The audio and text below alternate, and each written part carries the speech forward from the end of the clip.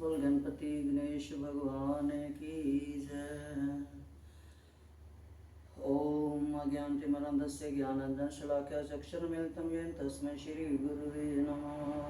श्रीचैतन्यमनोभीष्टं स्थापितं येन भूतले स्वयं कदा महाददाति सौपदान्तिकं वन्देऽहं श्रीगुरु श्रीयुतपदकमलं श्रीगुरुन् वैष्णवं च श्रीरूपसागरजातं सहगं रघुनाथान्वितं तं सजीवं साद्वैतं सावधूतं परिजनसहितं कृष्णं चैतन्यदेवं श्री हे करुणा सिंधु हे कृष्ण करुणा सिंधु दीनबंधु जगतपते गोपेश गोपिका कांत राधा कांत नमोस्तुते। तप्त कांचन गौरांगी राधे वृंदावनेश्वरी विश्वभानुसुते देवी प्रणमामि हरिप्रिये। वाञ्छाकल्पतरुभ्यश्च कृपा सिन्धुभ्य एव च पतितानां पावनेभ्यो श्रीवैष्णवेभ्यो नमो नमः। जय श्री कृष्ण चैतन्य प्रभु नित्यानंद श्री गदाधर श्रीवासादि गौरभक्तवृंद। हरे कृष्ण कृष्ण कृष्ण हरे हरे हरे राम राम राम हरे हरे। हरे कृष्ण कृष्ण कृष्ण हरे हरे हरे राम राम राम हरे हरे। हरे कृष्ण कृष्ण कृष्ण हरे हरे हरे राम राम राम हरे हरे। ओम श्री परमात्मने नमः। हे ईश्वर सब सुखी हों कोई न हो दुखारी। हे ईश्वर सब सुखी हों कोई न हो दुखारी। सब हो निरोग भगवन धन धाम के भंडारी। सब भद्र भाव देखें सतमार्ग के पथिक हों। दुखिया न कोई होवे सृष्टि में प्राणधारी। दुखिया न कोई होवे सृष्टि में प्राणधारी। सर्वे भवन्तु सुखिनः सर्वे सन्तु निरामया सर्वे भद्राणि पश्यन्तु मा कश्चित् दुःखभाग् भवेत्। सुखी वसे संसार सब दुखिया रहे न कोई। सुखी वसे संसार सब दुखिया रहे न कोई। ये अभिलाषा हम सब की भगवन पूरी होय। ये अभिलाषा हम सब की भगवन पूरी हो। मिले भरोसा विद्या बुद्धि तेज बल सबके भीतर होए। हरि विद्या बुद्धि तेज बल सबके भीतर होए। आपकी भक्त दूध पोत धन धाम से वंचित रहे न कोई। हरि दूध पोत धन धाम से वंचित रहे न कोई। आपकी भक्ति प्रेम से मन होवे भरपूर। हरि आपकी भक्ति प्रेम से मन होवे भरपूर। राग द्वेष से चित्त मेरा कोसों भागे दूर। मिले भरोसा आपका मुझे सदा जगदीश। मिले भरोसा आपका मुझे सदा जगदीश। आशा तेरे नाम की लगी रहे मम ईश। आशा तेरे नाम की लगी रहे मम ईश। पाप से मुझे बचाइयो करके दया दयाल। पाप से मुझे बचाइयो करके दया दयाल। अपना भक्त बनाओ हे मेरे करतार। मुझे अपना भक्त बनाओ हे मेरे करतार। दिल में दया उदारता मन में प्रेम अपार। हरि दिल में दया उदारता दो मन में प्रेम अपार। साधु संत सुख दीजिए दया नम्रता दान। साधु संत सेवा दो और दया नम्रता दान। दीजो दया नम्रता दान दीजो नया दया नम्रता दान। ओम श्री परमात्मने नमः। बोल समुद्र देवता की जय। समुद्र देवता में वास करने वाले, शेषैया पर सोने वाले हरे नारायण लक्ष्मी जिनके चरण चाप रही है, उस दिव्य स्वरूप को मेरा कोटि कोटि प्रणाम। ओम श्री परमात्मने नमः। चतुर्थ अध्याय।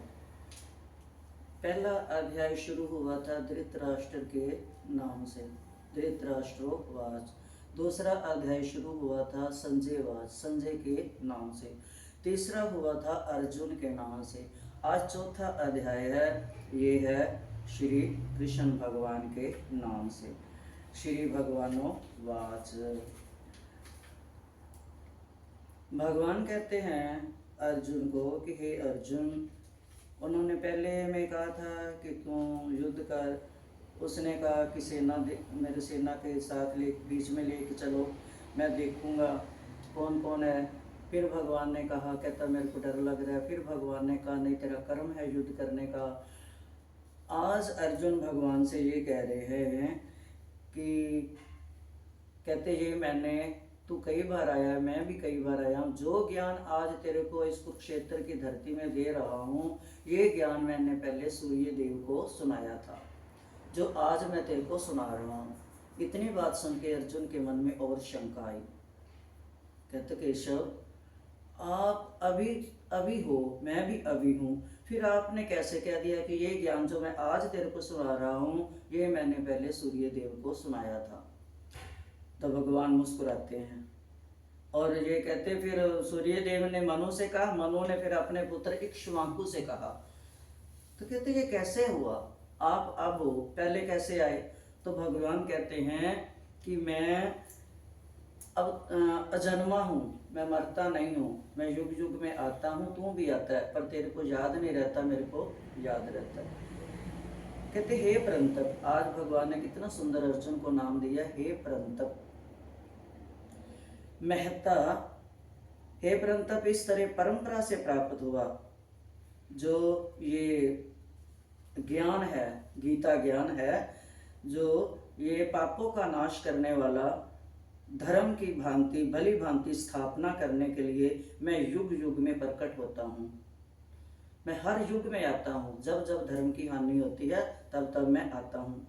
परमात्मा कहते हैं कि मैं अक्रिय हूँ, मैं कुछ नहीं करता, अतः अवतार लेकर क्रिया मतलब लीला करके मैं ये सारी जो लीला करके प्रकृति की सहायता से सहायता लेता हूँ और प्रकृति के सहायता से मैं लीला करता हूँ।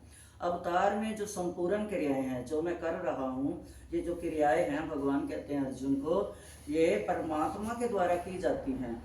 अवतार में संपूर्ण क्रियाएं परमात्मा के द्वारा की जाती हैं, पर दिखने पर वास्तव में वो क्रियाएं दिखती हैं, मैं नहीं दिखता। हे अर्जुन, बस यही फर्क है कि मैं दिखता नहीं हूँ, बाकी प्रकृति के द्वारा मैं करता रहता हूँ। मैं जैसे फूल खिलाता है, अब सब्जियाँ उगाता है, धान उगाता है, अन्न उपजाता है, तो ये जो कहता है क्रिया जो प्रकृति के द्वारा होती है, मैं उसमें दिखता नहीं पर करता मैं हूँ। इसीलिए सीता जी ने भी राम जी को कहा था कि संपूर्ण क्रियाएं राम जी ने जब कहा कि मैंने की हैं, भगवान राम ने नहीं, सीता ने कहा था, क्योंकि सीता प्रकृति है। इसीलिए भगवान कृष्ण कह रहे हैं कि प्रकृति जो है करती वो है और उसके अंदर होता मैं हूँ। ऐसे सीता माता राम जी को कहती थी कि ये सारा कुछ तो मैं करती हूँ, आपका तो सिर्फ नाम है। भगवान श्री राम के अवतार लेने से लेकर राज्य पद तक, और ये कह रहे हैं कृष्ण जी कि जब मैंने राम अवतार लिया था, उसमें जो जो नर बन के मैंने नारायण की लीला की थी, नारायण नर बन के जो मैंने लीला की थी, वो चलती आ रही है। जो उसमें बचे थे, जो अधर्मी राक्षस बचे थे, जो जब नहीं मरे थे, उनको मारने के लिए अब मैंने कृष्ण अवतार लिया है। इसमें तेरे को पात्र बना रहा हूँ धर्म युद्ध के लिए, कि तेरा नाम हो कि अर्जुन ने ये धर्म की विजय ली है, विजेता बन तू। क्योंकि वैसे तो विजेता था वो, अर्जुन तो किसी से हार नहीं सकता था। जब वो उसके भाइयों, जब ये युद्ध सीख के आए थे शिक्षा, तो जब घर आए थे तो इन्होंने भीष्म पितामह ने इनका वो रखा था प्रोग्राम, भाई कौन कैसा करके आया। खुश हुआ था भीष्म पितामह कि मेरे पोते जो हैं बड़े बड़े विद्या सीख के आए हैं, बड़े बड़े धनुषधारी बन के आए हैं। तो इसने प्रोग्राम रखा तो जब दुर्योधन का और दुशासन का हुआ आपस में, पहले तो आपस में हुआ, फिर इनका एक दूसरे के साथ हुआ। जब दुर्योधन का अपने भाई के साथ हुआ कि लड़ाई नकली की जो इन्होंने करनी थी, दिखाने के लिए भी क्या क्या सीख के आया हूँ, तो दुर्योधन दुशासन कहता कि नहीं, आप बड़े हो, मैं आपके ऊपर कोई शस्त्र नहीं चला सकता, कि मैं नहीं दिखा सकता कि मैं ये कुछ सीख के आया हूँ। तो दुर्योधन बड़ा खुश हुआ कि मेरा भाई कितना आज्ञाकारी है, मेरे को ऐसे बोल रहा है। जाके बैठ गए। जब युधिष्ठिर की बारी आई, अर्जुन की बारी आई, तो अर्जुन चुप करके खड़ा है। युधिष्ठिर बोलते हैं, अर्जुन युद्ध कर मेरे से, मेरे को दिखा कि तू क्या सीख के आया है, ऐसे डर मत, ये मत, अब हम भाई भाई नहीं है, हम प्रतिद्वंदी हैं, तू युद्ध कर, तू दिखा। अब अर्जुन देखे। फिर जब युधिष्ठिर ने फिर बोला, तू ये संकोच में मत आ कि मेरे सामने मेरा भाई है, तू समझ मेरे सामने शत्रु है, मैं उससे युद्ध कर रहा हूँ, उस हिसाब से युद्ध कर। अब अर्जुन ने क्या किया, इतना धनुषधारी था, उसने एक बाण चलाया, इतना बड़ा बाणों का सिंहासन बना दिया, और अपने भाई को बोलता, बैठ इस पे विराजो, और धनुष बाण से ही चरणों में प्रणाम किया। जैसे भीष्म पितामह को धनुष बाण से तकिया दिया, ऐसे ही अर्जुन ने अपने भाई को, युधिष्ठिर को सिंहासन बना दिया और बिठा दिया। तो पितामह इतने खुश हुए। तो फिर जो दुर्योधन था उसका मुंह सिर नीचा हो गया, और अंदर से वो हुआ कि मैं तो सोचता था कि मेरा भाई बड़ा आज्ञाकारी है, ये आज्ञाकारी होते हुए भी इसने ये दिखा दिया है कि मेरे को कोई जीत नहीं सकता। तो ये एक इनकी लीला है। तो कहते मैं तब से लेकर जो बचे थे, अर्जुन तू हार नहीं सकता, पर फिर भी मैं तेरे को धर्म विजेता तो तू है ही, तेरे को धर्म विजेता बनाना चाहता हूँ, माध्यम तेरे को करना चाहता हूँ, लीला तो मैं करूँगा। जो बचे हुए हैं उनको छोड़ा था, उनको मैं इस रूप में मारूंगा, इसलिए तू शोक मत कर। हे अर्जुन, मेरे जन्म और कर्म दिव्य हैं। मेरा जन्म भी दिव्य है, क्योंकि मैं जन्मता हुई नहीं, प्रकट होता हूँ। कब प्रकट हो जाऊँ, कैसे प्रकट हो जाऊँ, पता ही नहीं चलता। माँ देवकी को पता ही नहीं चला था कैसे रोशनी आई अंदर। कहते मेरे जन्म भी जो हैं वो दिव्य हैं, और मेरे कर्म भी दिव्य हैं। देखो भगवान कैसे चीर हरण भी कर लेते हैं और चीर बढ़ा भी लेते हैं। चीर हरण की ये गोपियों के चाहे कोई कारण था नगन नहाने का, कि जल भी मनुष्य है, इसमें नगन नहीं नहाना चाहिए, उस शिक्षा को देने के लिए उन्होंने चीर हरण भी किया, और द्रौपदी की सभा में लाज बचाने के लिए चीर बढ़ाया भी। तो वह कहते हैं जो मेरी लीला है, जो मेरे कर्म हैं वो भी दिव्य हैं, और जो मेरे जन्म हैं वो भी मेरे दिव्य हैं। मैं जो जैसी परिस्थिति हो वैसा जन्म ले लेता हूँ। तो कहते तो दृढ़ता पूर्वक जो मनुष्य कहते मेरी इस लीला को जान लेता है कि ये भगवान है, ऐसे लीला कर सकते हैं, उनके जो कर्म हैं वो हम नहीं कर सकते। अब लोग कह देते हैं उसने तो इतनी शादियां की, कह देते हैं ना लोग, वो भगवान है, उसने 16,108 शादियां की। कई जो मूड बुद्धि है वो बोलते हैं, लेकिन भगवान का ये भी देखो, तब उम्र क्या थी, 16 साल। और तब ये भी दिखाए हैं कि जो उन्होंने लीला की है वो लीला को भी तो याद करें ना। वो तो करते नहीं है। जो उन्होंने 3 दिन के थे जब पूतना मार दी, इतनी बड़ी राक्षसनी मार दी, वो नहीं, वो मार के दिखाए फिर कोई लीला को ऊपर। भगवान कहते हैं जो मेरी इस लीला को और मेरे जन्मों को और मेरी क्रिया को जान लेते हैं, वो मनुष्य जब शरीर त्याग करता है वो पुनर्जन्म को प्राप्त नहीं होता, खाली जान लेता है, मान लेता है कि हाँ भगवान ने ऐसा किया। कहते भगवान को मानना और जानना, इस दोनों में फर्क है। मान तो हम लेते हैं कि भगवान है, इसकी पूजा करनी चाहिए, इसके आगे धूप बत्ती करनी चाहिए, इसको नहलाना चाहिए, भोग लगाना चाहिए, ये मान तो लेते हैं, लेकिन जानते नहीं है कि भगवान क्या है, किस लिए आया है, क्या करना है, वो क्या हमारे को उपदेश दे रहे हैं, उनकी बातों को, कौन सी बात को हमने धारण करना है और कौन सी बात को धारण नहीं करना। ये जो जान लेता है, कहते वो भक्त फिर जन्म दोबारा नहीं लेता, और वो कहते वो ही भक्त मुझे अत्यंत प्यारा है, और वो प्राप्त भी मेरे को होता है। कहते जब अवतार काल आता है मेरा, जब मैं अवतार लेता हूँ, भगवान कहते मनुष्यों के कल्याण के लिए मैं सारी लीले करता हूँ। उनको लीला करने की क्या जरूरत है, वो तो आराम से सोए हुए हैं, क्षीर सागर में सोए हैं, आराम से आनंद ले रहे हैं। लक्ष्मी भगवान चरण चाप रहे, लक्ष्मी माँ इनके लिए भोग बनाती थी, जो वो और कोई नहीं खाता था, किसी को नहीं मिलता था। माँ लक्ष्मी अपने हाथों से अपने पति के लिए भोजन बनाती थी, इतना स्वादिष्ट। एक बार जगन्नाथपुरी में नारद मुनि घूमने गए और वहाँ पर आपस में बात कर रहे हैं, प्रसाद अंदर से ले, जैसे प्रसाद कहते हैं ना, जो थोड़ा वो भी ले ले, कहते बड़ा स्वाद है, कहते भोग है ना महाभोग। तो ये बातें कर रहे हैं और नारद मुनि सुन रहे हैं। रूप बदल के जाते थे, इंद्र भी रूप बदल के जाता था जगन्नाथ में प्रसाद लेने के लिए। तो कहते महाप्रसाद, कहते ले तू तो हमेशा माँ लक्ष्मी के, कृष्ण विष्णु के पास रहता है, उनके साथ रहता है, मन है तू भगवान का, तेरे को ये नहीं पता कि महाप्रसाद क्या होता है। अब नारद के मन में आया कि मैं अभी जानू जाके, जो हरि मेरे से कुछ भी पर्दा नहीं रखते, लेश मात्र भी, उन्होंने मेरे से ये छुपा के रखा कि अपना भोग उन्होंने मेरे को कभी नहीं दिया, जो माँ भोग है।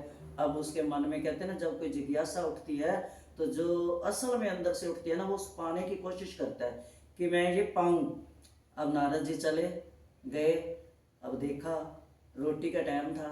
नारद जी कहते, माता ने पानी दिया, जल दिया, आसन दिया, क्योंकि ये ऋषि नारद थे, ब्राह्मण थे, इनका भगवान भी आदर करते थे।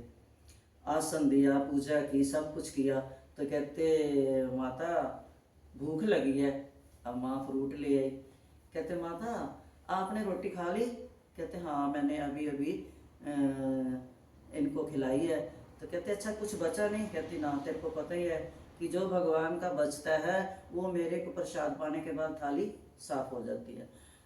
अब उसको ये था कि मेरे को मिले। माँ लक्ष्मी तो जानती थी, नारद भी जानते थे, भगवान भी जानते थे कि नारद किस लिए आया। अब माँ लक्ष्मी के पास नारद रहने लगे भी किसी तरह जब मौका मिलेगा तो मैं भगवान की थोड़ी जूठन खा लूँगा। अब कई दिन बीत गए, कभी बहाना डाले, लो मैं दे के आता हूँ, लो मैं बनाता हूँ। आपको माँ तंगी होती होगी, इतना भोजन बनाते हो आप, आपको मुश्किल होती है। माँ बोलती ना मेरे को तो मुश्किल ही नहीं होती। बोलती फिर इतना जो व्यंजन बनाते हो कैसे बनाते हो? माँ ने कहा मैं कुछ नहीं करती, एक ऊपर नीचे, अभी भी जगन्नाथ में ऊपर नीचे बनता है भोजन। कहते मैं वो बर्तन दिखाए, कहते मैं सहायता करता हूँ। बोलते नहीं नहीं, माँ ने दिखाया, सारे ऊपर नीचे रखे, उसमें डालती गई है, रख दिया बंद करके, और बस आप बैठ गई, देखा तो भोजन बना पड़ा। कहती ले फिर मेरे को मुश्किल होती है, ये तो बहुत आसान है। तब भी मौका ना मिला नारद को। ऐसे करते करते कई दिन बीत गए। एक दिन नारद ने क्या किया, भगवान ने जानबूझकर 2-4 दाने चावल के उसमें छोड़ दिए कि बेचारा इतनी मेहनत कर रहा है, इसको दे दूं।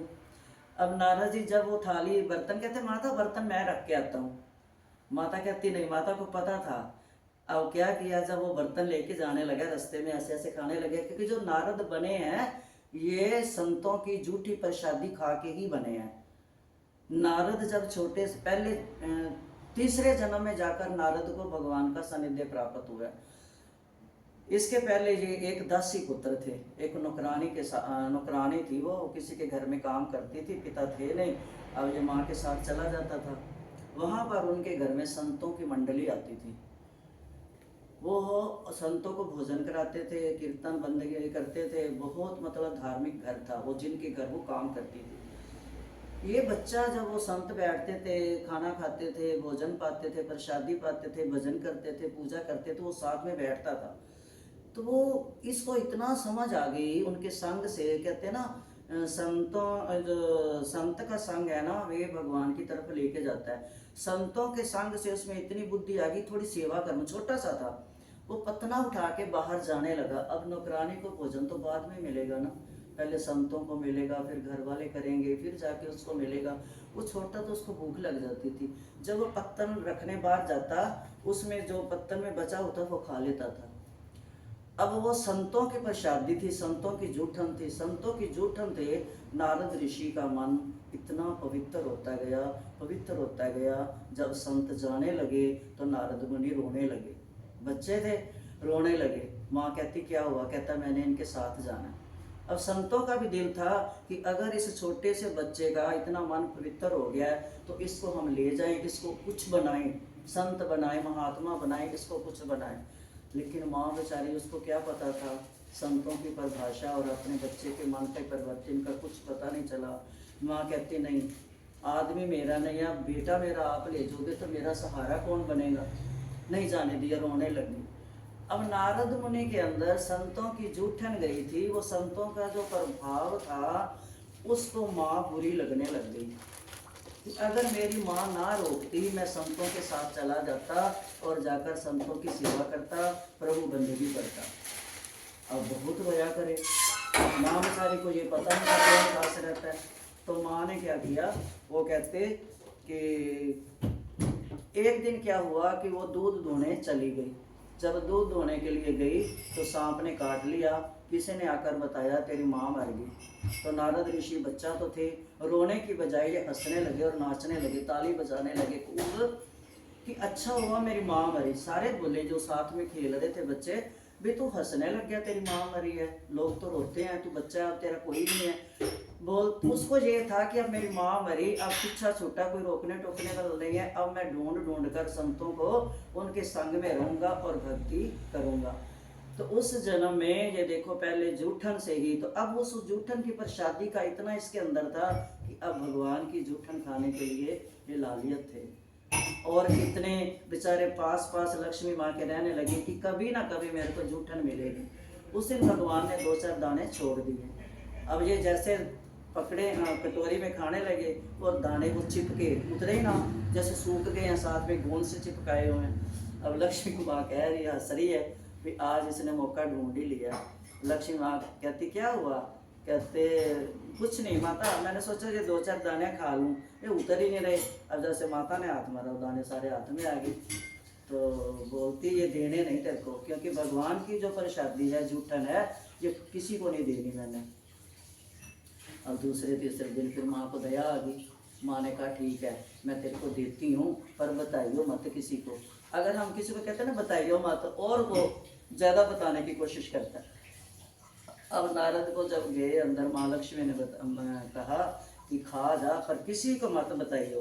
भगवान ने कहा जो बचे थे, कहते ये भी डाल लूँ, वो भी डाल लिया अपनी पोटली में और चले गए। कहते जब भूख लगेगी ना फिर खा लूँगा। और चले गए, आगे गए तो कहते शंकर जी के पास जाता हूँ। शंकर जी के पास गए तो वहाँ शंकर जी कहते नारद बड़े खुश, वहाँ बहुत करने लगे। माँ पार्वती आई, उसने आज्ञा उज्ञा बहुत करी, तो सेवा करी। कहते माँ वो स्वाद नहीं है जो महाभोग में होता है। मुँह से निकल गया, फिर पछताए भी कि भगवान ने, माँ लक्ष्मी ने बोला था बताइयो ना। तो बोलते माँ पार्वती कहती क्या महाभोग क्या। और फिर शंकर जी आंखें खोली, शंकर जी ने, बोलते अब बता दे, अब क्यों छुपा रहा है, अब लीला तो ओपन हो गई है। अब माँ पार्वती को जब बताया तो माँ पार्वती शंकर जी से बोली जिसका आप दिन रात नाम जपते हो, जिसको आप कहते हो कि मेरा उसके सिवा कोई नहीं है, मेरा वो जीवन साथी है, तो उसने आपसे कुछ छुपाया हुआ है और आप कहते हो कि वो मेरा सब कुछ है। कहते चलो मेरे को भी लेके चलो, हम भी चलते हैं। अब माँ पार्वती ने जिद करी भी चलो विष्णु भगवान के पास, हम भी प्रसादी लेके आते हैं। अब जब गए नारद जी को बोलते चल तू भी साथ गए। अब विष्णु भगवान तो जानते थे कि अब ये लीला करने वाले हैं। कहते वो प्रसाद माँ गौरा ने फिर पाया, देना पड़ा माँ लक्ष्मी को। नारद की तरफ देखा कि तेरे को मैंने बताया था बताना ना। विष्णु भगवान बोलते हैं लक्ष्मी इसको कुछ मत कह, अब समय आ गया था ये महाभोग मातलोक पर जाने का। तो माँ जो पार्वती थी ये विष्णु भगवान को की बहन है, क्योंकि जब योग माया बन के गई थी ये पार्वती माँ शक्ति आदि भवानी जगजननी तो गई थी, तो ये भाई कहती थी। कहते अब समय आ गया। अब भी जगन्नाथ में जब भोजन बनता है, माँ पार्वती का एक साथ में मंदिर है, उसका नाम पता नहीं क्या रखा हुआ है। जब तक उसको भोग नहीं लगता, उसको भोग लगता है, तब उसके बाद जाके महाप्रसादी बनती है जो सबको मिलती है। तो ये अर्जुन जो है ये कहते पूर्व जन्म के जो कर्म होते हैं उनसे ही, कहते मेरी जो लीला है वह कोई नहीं जान सकता। जो भगवान जन्म कर्म से रहित है, सर्वथा लीला करते हैं, वो दिखते नहीं हैं। ये जो कर्तव्य भोक्तव्य से रहित होने पर उन कर्म भी दिव्य हो जाते हैं। जो भगवान का नाम लेकर भगवान को समर्पण करके जो काम करते हैं वो लीला भी दिव्य हो जाती है और कर्म भी दिव्य हो जाते हैं। वो दिखते नहीं हैं लेकिन भगवान कराते भगवान है। तो कहते वीत राग भय क्रोधा मन मन्या मामू पाश्रिता, बहवो ज्ञान तपसा पूता मद भाव मानता। हे अर्जुन, राग भय और क्रोध से सर्वथा रहित, जिसके अंदर राग नहीं है, भय नहीं है, क्रोध नहीं है, सर्वथा रहित, मुझ में तलीन, मेरे ही आश्रित तथा ज्ञान रूप तप से पवित्र हुए बहुत से भक्त मेरे स्वरूप को प्राप्त हो चुके हैं। हे अर्जुन, तू कहता है कि अभी आए हो, मेरी भक्ति करके तो मेरे स्वरूप को कई मेरे में लीन हो चुके हैं, कई मेरे शरणागत हो चुके हैं, कई मोक्ष पा चुके हैं।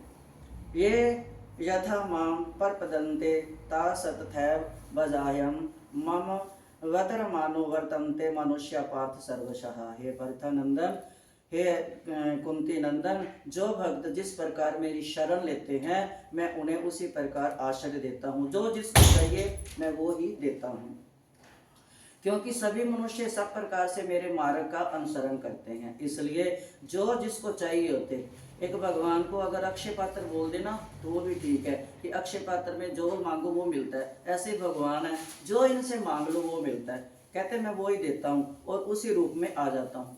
अगर कोई विद्या मांगता है तो मैं सरस्वती बन जाता हूँ, धन मांगता है तो मैं लक्ष्मी बन जाता हूँ, कहते मैं उसी रूप में उसी आश्रय में आकर सब कुछ देता जाता हूँ। और सभी मनुष्य सब प्रकार से मेरे मार्ग का अनुसरण करते हैं, जो वो मेरे में आ मिलते हैं। गीता के 7वें अध्याय में 11वें श्लोक में आगे आएगा कि यद्यपि सब कुछ परमात्मा ही है, जब सब कुछ जब कहते हैं ना कृष्ण वंदे जगत गुरु, अगर सब में कृष्ण ही है, वासुदेव सर्वम, उसमें आएगा 7वें के 11वें श्लोक में वासुदेव सर्वम, अगर कृष्ण ही सब में है, भगवान भी उसके सामने उसी रूप में प्रकट हो जाते हैं। क्योंकि कहते हैं ना, जिनकी रही भावना जैसी,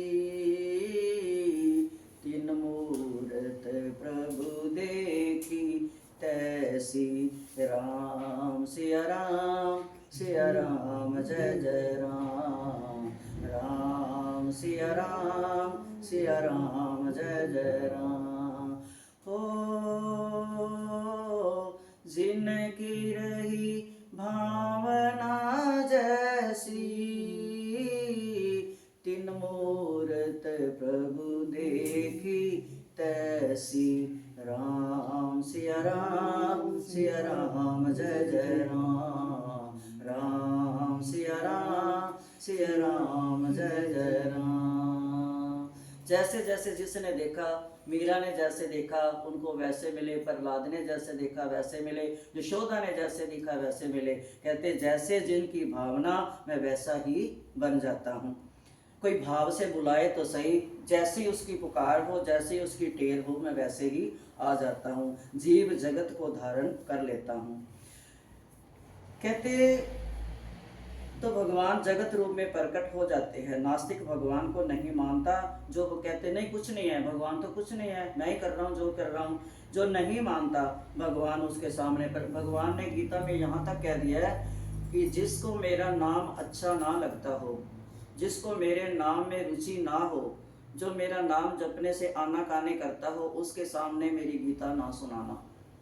यहाँ तक कहा है भगवान ने कि उसको बिल्कुल भी ज्ञान मत देना, क्योंकि जिसको पता ही नहीं उसको आप भैंस के आगे बीन बजाते रहोगे, अपना भी समय खराब करोगे और उनका भी। तो कहते जो भगवान को नहीं मानता उसके सामने मैं रूप प्रकट नहीं करता।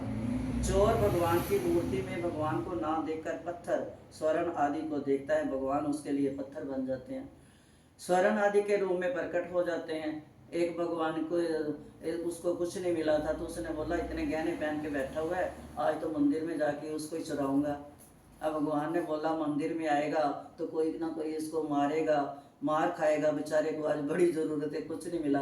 भगवान ने क्या किया, छोटा सा रूप धारण किया और माँ को बोलते यशोदा को मेरे को ना सारे गहने निकाल के दे जितने मेरे हैं। बोलती क्यों, क्या करना है? बोलते बस मैंने पहनने है, मेरा दिल कर रहा है। और माँ तो बेचारी जो वो कहते थे पूरा करती थी, सारे अलमारी में से जेवर जुवर निकाल के जो थे कंगन गुंगन पहन के बाहर चले गए। वो आ रहा था उसको बाहर ही मिल गए। बोलते कहाँ जा रहा है? बोलते कहीं नहीं जा रहा, पहले मेरे को तू बता तू कौन है, इतने सारे गहने पहन के आया हुआ है। बोलते तेरे को चाहिए? बोलते हाँ मेरे को चाहिए, आज मेरे को कुछ नहीं मिला। बोलते ले ले जा। वो बाहर जाके दे। भगवान इतने दयालु हैं कि मेरे अंदर आएगा कोई पकड़ लेगा इसको, कोई मारेगा मार खाएगा, इसको गहने चाहिए तो मैं दे दूं। वो जिस रूप में कोई अगर कोई पत्थर मांगता है तो वो पत्थर बन जाते हैं। कहते हैं ना वो रस खान को पत्थर में भी जब भगवान नजर आए तो उसको पुजारियों ने निकाल दिया। वो उसको क्या था, मुसलमान था, पान की दुकान पे गया, वहाँ पर उसने पान वाले ने भगवान की मूर्ति टांगी हुई थी। पान लेते लेते बोलता ये कौन है? वो बोलता ये हमारे भगवान है। बोलते भगवान वो क्या होते हैं? बोलते ये हमारे जैसे तुम्हारा खुदा है वैसे ये हमारा भगवान है। बोलते कहाँ रहता है ये? अब उसने गुस्से से बोल दिया भाई ये तो मेरा पीछा पान ले, तू जा, मेरे से क्या सवाल करने लग गया। वो बोलता है ये वृंदावन रहता है। अब वो पठान था पाकिस्तान का, उसने क्या किया, घर गया, अच्छा खासा था वो अपना, उसने एक, तो कहता है इसके पैर क्यों नंगे हैं? अगर तुम्हारा भगवान है, वो छोटी सी मूर्ति थी भगवान की, कहता है इसमें जूता नहीं तुमने डाला हुआ, इसके कपड़े नहीं डाले हुए, तो बस वो उसको गहने गुने बनाए, जूता तो इसके पैर में कंकर चुभ गए। देखो एक झलक में ही उसको भगवान के अंदर, कहते जब जीव के ऊपर भगवान की कृपा होनी होती है तो कोई ना कोई रूप में आ जाता है। अब वो घर गया, उसने एक सुंदर जुत्ती बनवाई पठानी, जो आगे से ऊपर जुत्ती बनवाई, और बहुत ड्राई फ्रूट लेके बोरियां लेके चला गया और रास्ते में गाता जा रहा है, प्रभु के गीत गाता जा रहा है। पहले तो घर वाले ने विरोध किया कि तू एक मुसलमान है और वहां पर जाएगा मंदिर में। रास्ते में टोका टोकी बहुत हुई। जब वो मंदिर तक पहुंच गया, उसने एक पठानी सलवार और कमीज सिलवाई भगवान के लिए और जूता बनवाया। जब लेके गया तो कहता है, पुजारी कहते कौन है? कहते मैं ना ये लेके आया हूँ भगवान को डालना है। तो बोलते चल चल बैठ। पुजारियों ने उसको अंदर नहीं जाने दिया। अब वो रसखान जो था वो दरवाजे के ऊपर बैठ के सीढ़ियों के ऊपर रोता रहा कि भगवान मैंने तेरे लिए इतनी दूर से आया हूँ, ये देख मैंने कितने प्यार से तेरा कुर्ता पजामा सिलवाया, तेरे लिए जुत्ती लेके आया हूँ, अब तू पहनेगा नहीं मेरे हाथ से? मेरे को पुजारी अंदर नहीं आने दे रहे। कहते सारी रात वहाँ रोता रहा और बैठा रहा। जब देखा भगवान ने कि पुजारी सो गया, भगवान आए, बोलते रसखान उठ, क्या लाया मेरे लिए? भगवान ने जूता पहना, सलवार कमीज पहनी, उससे बातें की, बहुत बातें की रसखान से। जब बातें की, दिन निकल आया। भगवान ने सोचा पुजारी आएगा मंदिर में और वो शोर मचाएगा, भगवान कहाँ चले गए, और भगवान कपड़े बदलना भूल गए, वही सलवार कमीज के साथ अंदर खड़े हो गए। जब पुजारी आया, उसने दरवाज़ा खोला तो वो भगवान को देखकर हैरान हो गया कि ये, अब वो जाकर उसने बोला कि हम जब घर गए हैं, ये जो बाहर बैठा है ये चोरी से दरवाज़ा तोड़ के अंदर आया है और इसने कपड़े डाल दिए हैं। अब उसको लाई मारने लगे, भी तू अंदर गया चोरी इसको कपड़े डालने के लिए। भगवान बोले, वो बोलते मैं नहीं गया, एक लड़का आया था। ये भगवान की लीला इतनी इतनी है। एक कोई भगवान की पूजा करता था, वो रात को 4 लड्डू रखता था, 2 राधा रानी के लिए और 2 कृष्ण के लिए। वे रात को भूख लगेगी तो खा लेना। एक दिन क्या हुआ, वो किसी कारण भूल गया। अब जिस दुकान से वो लेके आता था लड्डू भगवान के लिए, उस दिन वो भूल गया और उसी दुकानदार के पास जाकर भगवान गए छोटे से रूप बना के और बोलते लड्डू दे दे। मेरा उसका नाम लिया जो आता था, उसको काम पड़ गया, वो आ नहीं सका। तो बोलते आज इतने लेट आया, लड्डू लुड्डू नहीं है, ख़त्म हो गए हैं, आगे तो शाम को आके ले जाता है, आज देर क्यों कर दी? बोलते देख कहीं पड़े होंगे। कुदरती उसने अंदर जाके देखा 4 लड्डू पड़े हुए थे।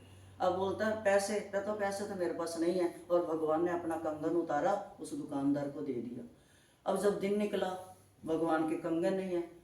जब पुजारी करने आए, उनको ड्रेस डाले, उनको तैयार किया, तो बोलते भगवान का कंगन कहाँ गया? शोर मच गया पूरे वृंदावन में, भगवान बिहारी जी की चोरी हो गई, बिहारी जी को कोई कंगन ले गया। हल्ला करते करते वो दुकान पे पहुंच गए। अब वो कुदरती वो जो प्रसाद लेने गए तो वो कंगन पड़ा हुआ था। बोलते ये बिहारी जी का कंगन है, तेरे पास कैसे आया? बोलते ये रात को पता नहीं एक लड़का आया था, वो 4 लड्डू लेके गया है और वो मेरे को कंगन दे गया। अब वो बोले लड़का कौन है? अब मेरे को नहीं पता कौन है, मैं इतना थोड़ी साहब लगाता रहता हूँ, मैं तो गाहक को यह पैसे लेता हूँ, चीज देता हूँ, चलो खत्म। वो बोलता है मेरे पास पैसे नहीं है, और उसने अपना कंगन दे दिया और मैं तो इधर ही रखा हुआ है, अभी गया भी नहीं कहीं। ओहो, ये तो बिहारी जी का। फिर बिहारी जी पुजारी के सपने में आए, भी तू कौन है? जो लड्डू रख के जाता था उसके सपने में गए, भी तू भूल गया था, मेरे को रात को भूख लगी, मैं क्या करता? ये भगवान की इतनी इतनी लीला है ना, बहुत लीला है। तो ये रसखान का जब उन्होंने पहना तो और तभी का रसखान, फिर वो गया नहीं घर, घर नहीं गया, फिर वहीं बैठा। फिर उसने कई पद लिखे भगवान के। और रसखान जो था वो कहते हैं ना, एक मुसलमान रसखान प्यार से सलवार तक पहना गया, तू है मेहरबान जिस पे हो जाए। तो उस जिसका वो हो जाता है ना, जिस पे नजर करता है, वो ना देखे धर्म कर्म कोई जात, वो तो जाने सबके मन की बात। वो ना धर्म देखता है, ना जाति देखता है, ना ऊंचा देखता है, ना अमीर ना गरीब, ना बूढ़ा ना नर ना नारी, वो तो सिर्फ एक प्रेम देखता है। ये ईश्वर तो प्रेम के भूखे हैं। तो वो कहते हैं कि जो जो मेरे को नहीं प्रेम करता, जो मेरे को पत्थर मानता, मैं पत्थर हूँ। अगर कोई भगवान मानता है तो मैं पत्थर से प्रकट होता हूँ धन्य के लिए। पत्थर से प्रकट होके बोलते ला धन्या दे रोटी। और नामे को क्या कहते, दूध दे मेरे को। नामा क्या था, दूध की कटोरी से उसने भगवान को बांध लिया। और छोटा सा था, नाने के पास रहता था नामदेव, नाने के पास रहता था। नाना जो था वो सेवा पूजा करता था, भोग लगाता था, वो देखता था।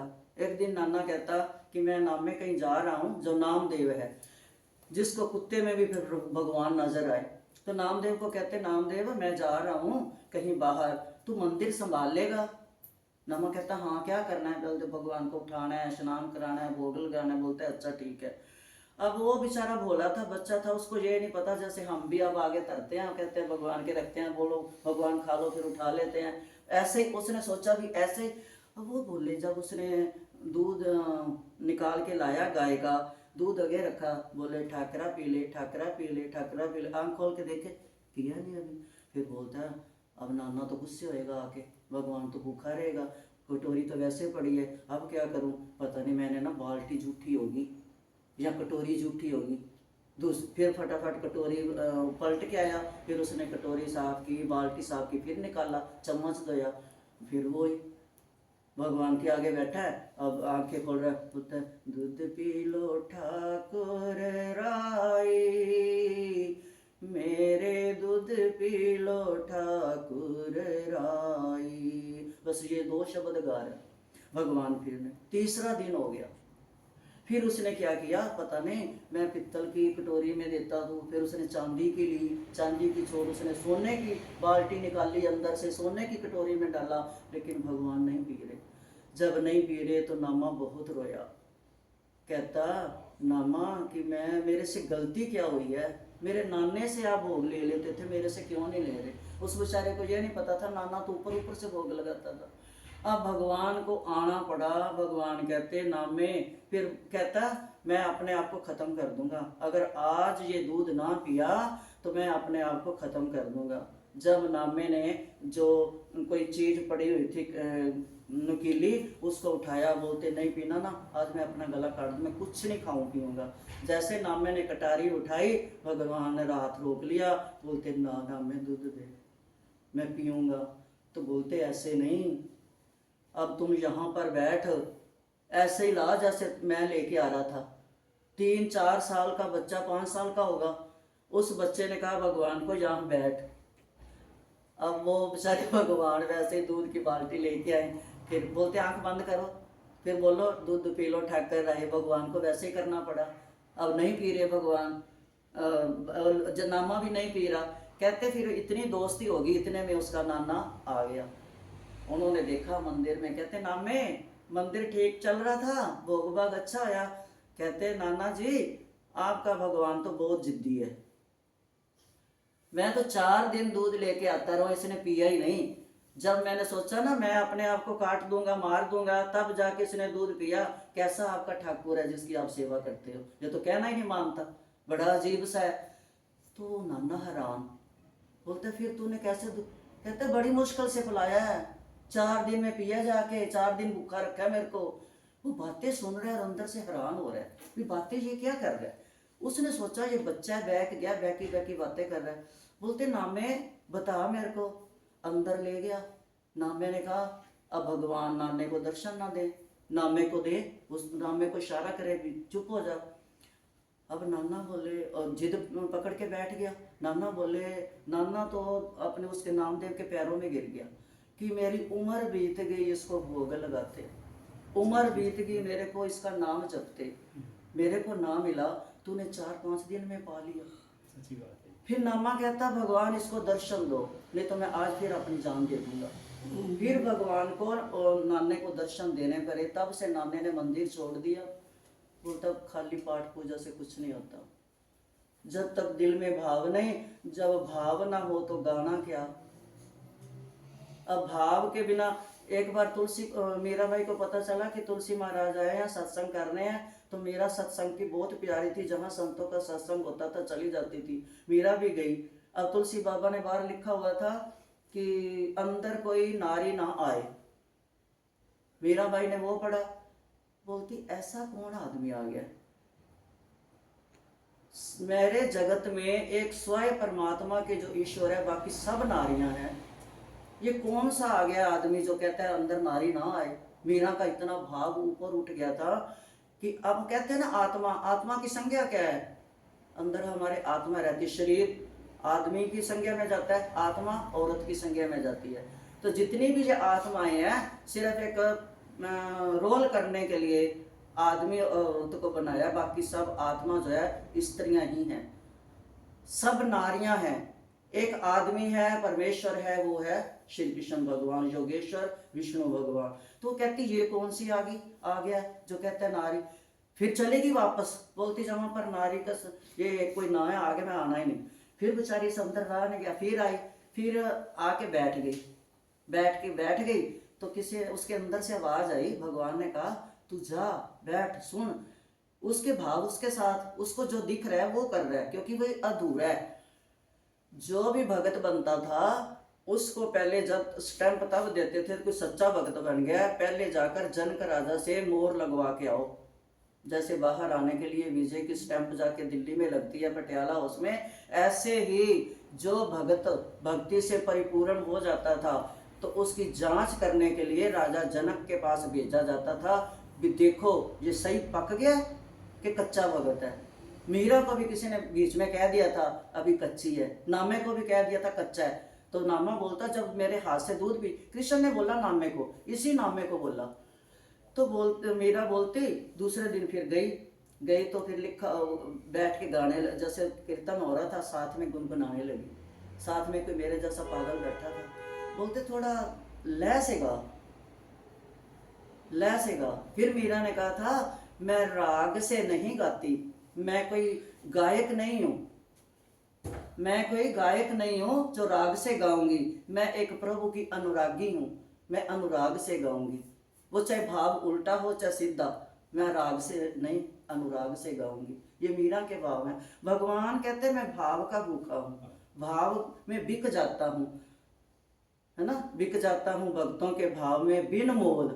तो ये भगवान जो है ये लीला करते हैं। तो ये जहाँ पर कहते भगवान को पाने के लिए सिर्फ सादा और शरणागत, बस कुछ नहीं।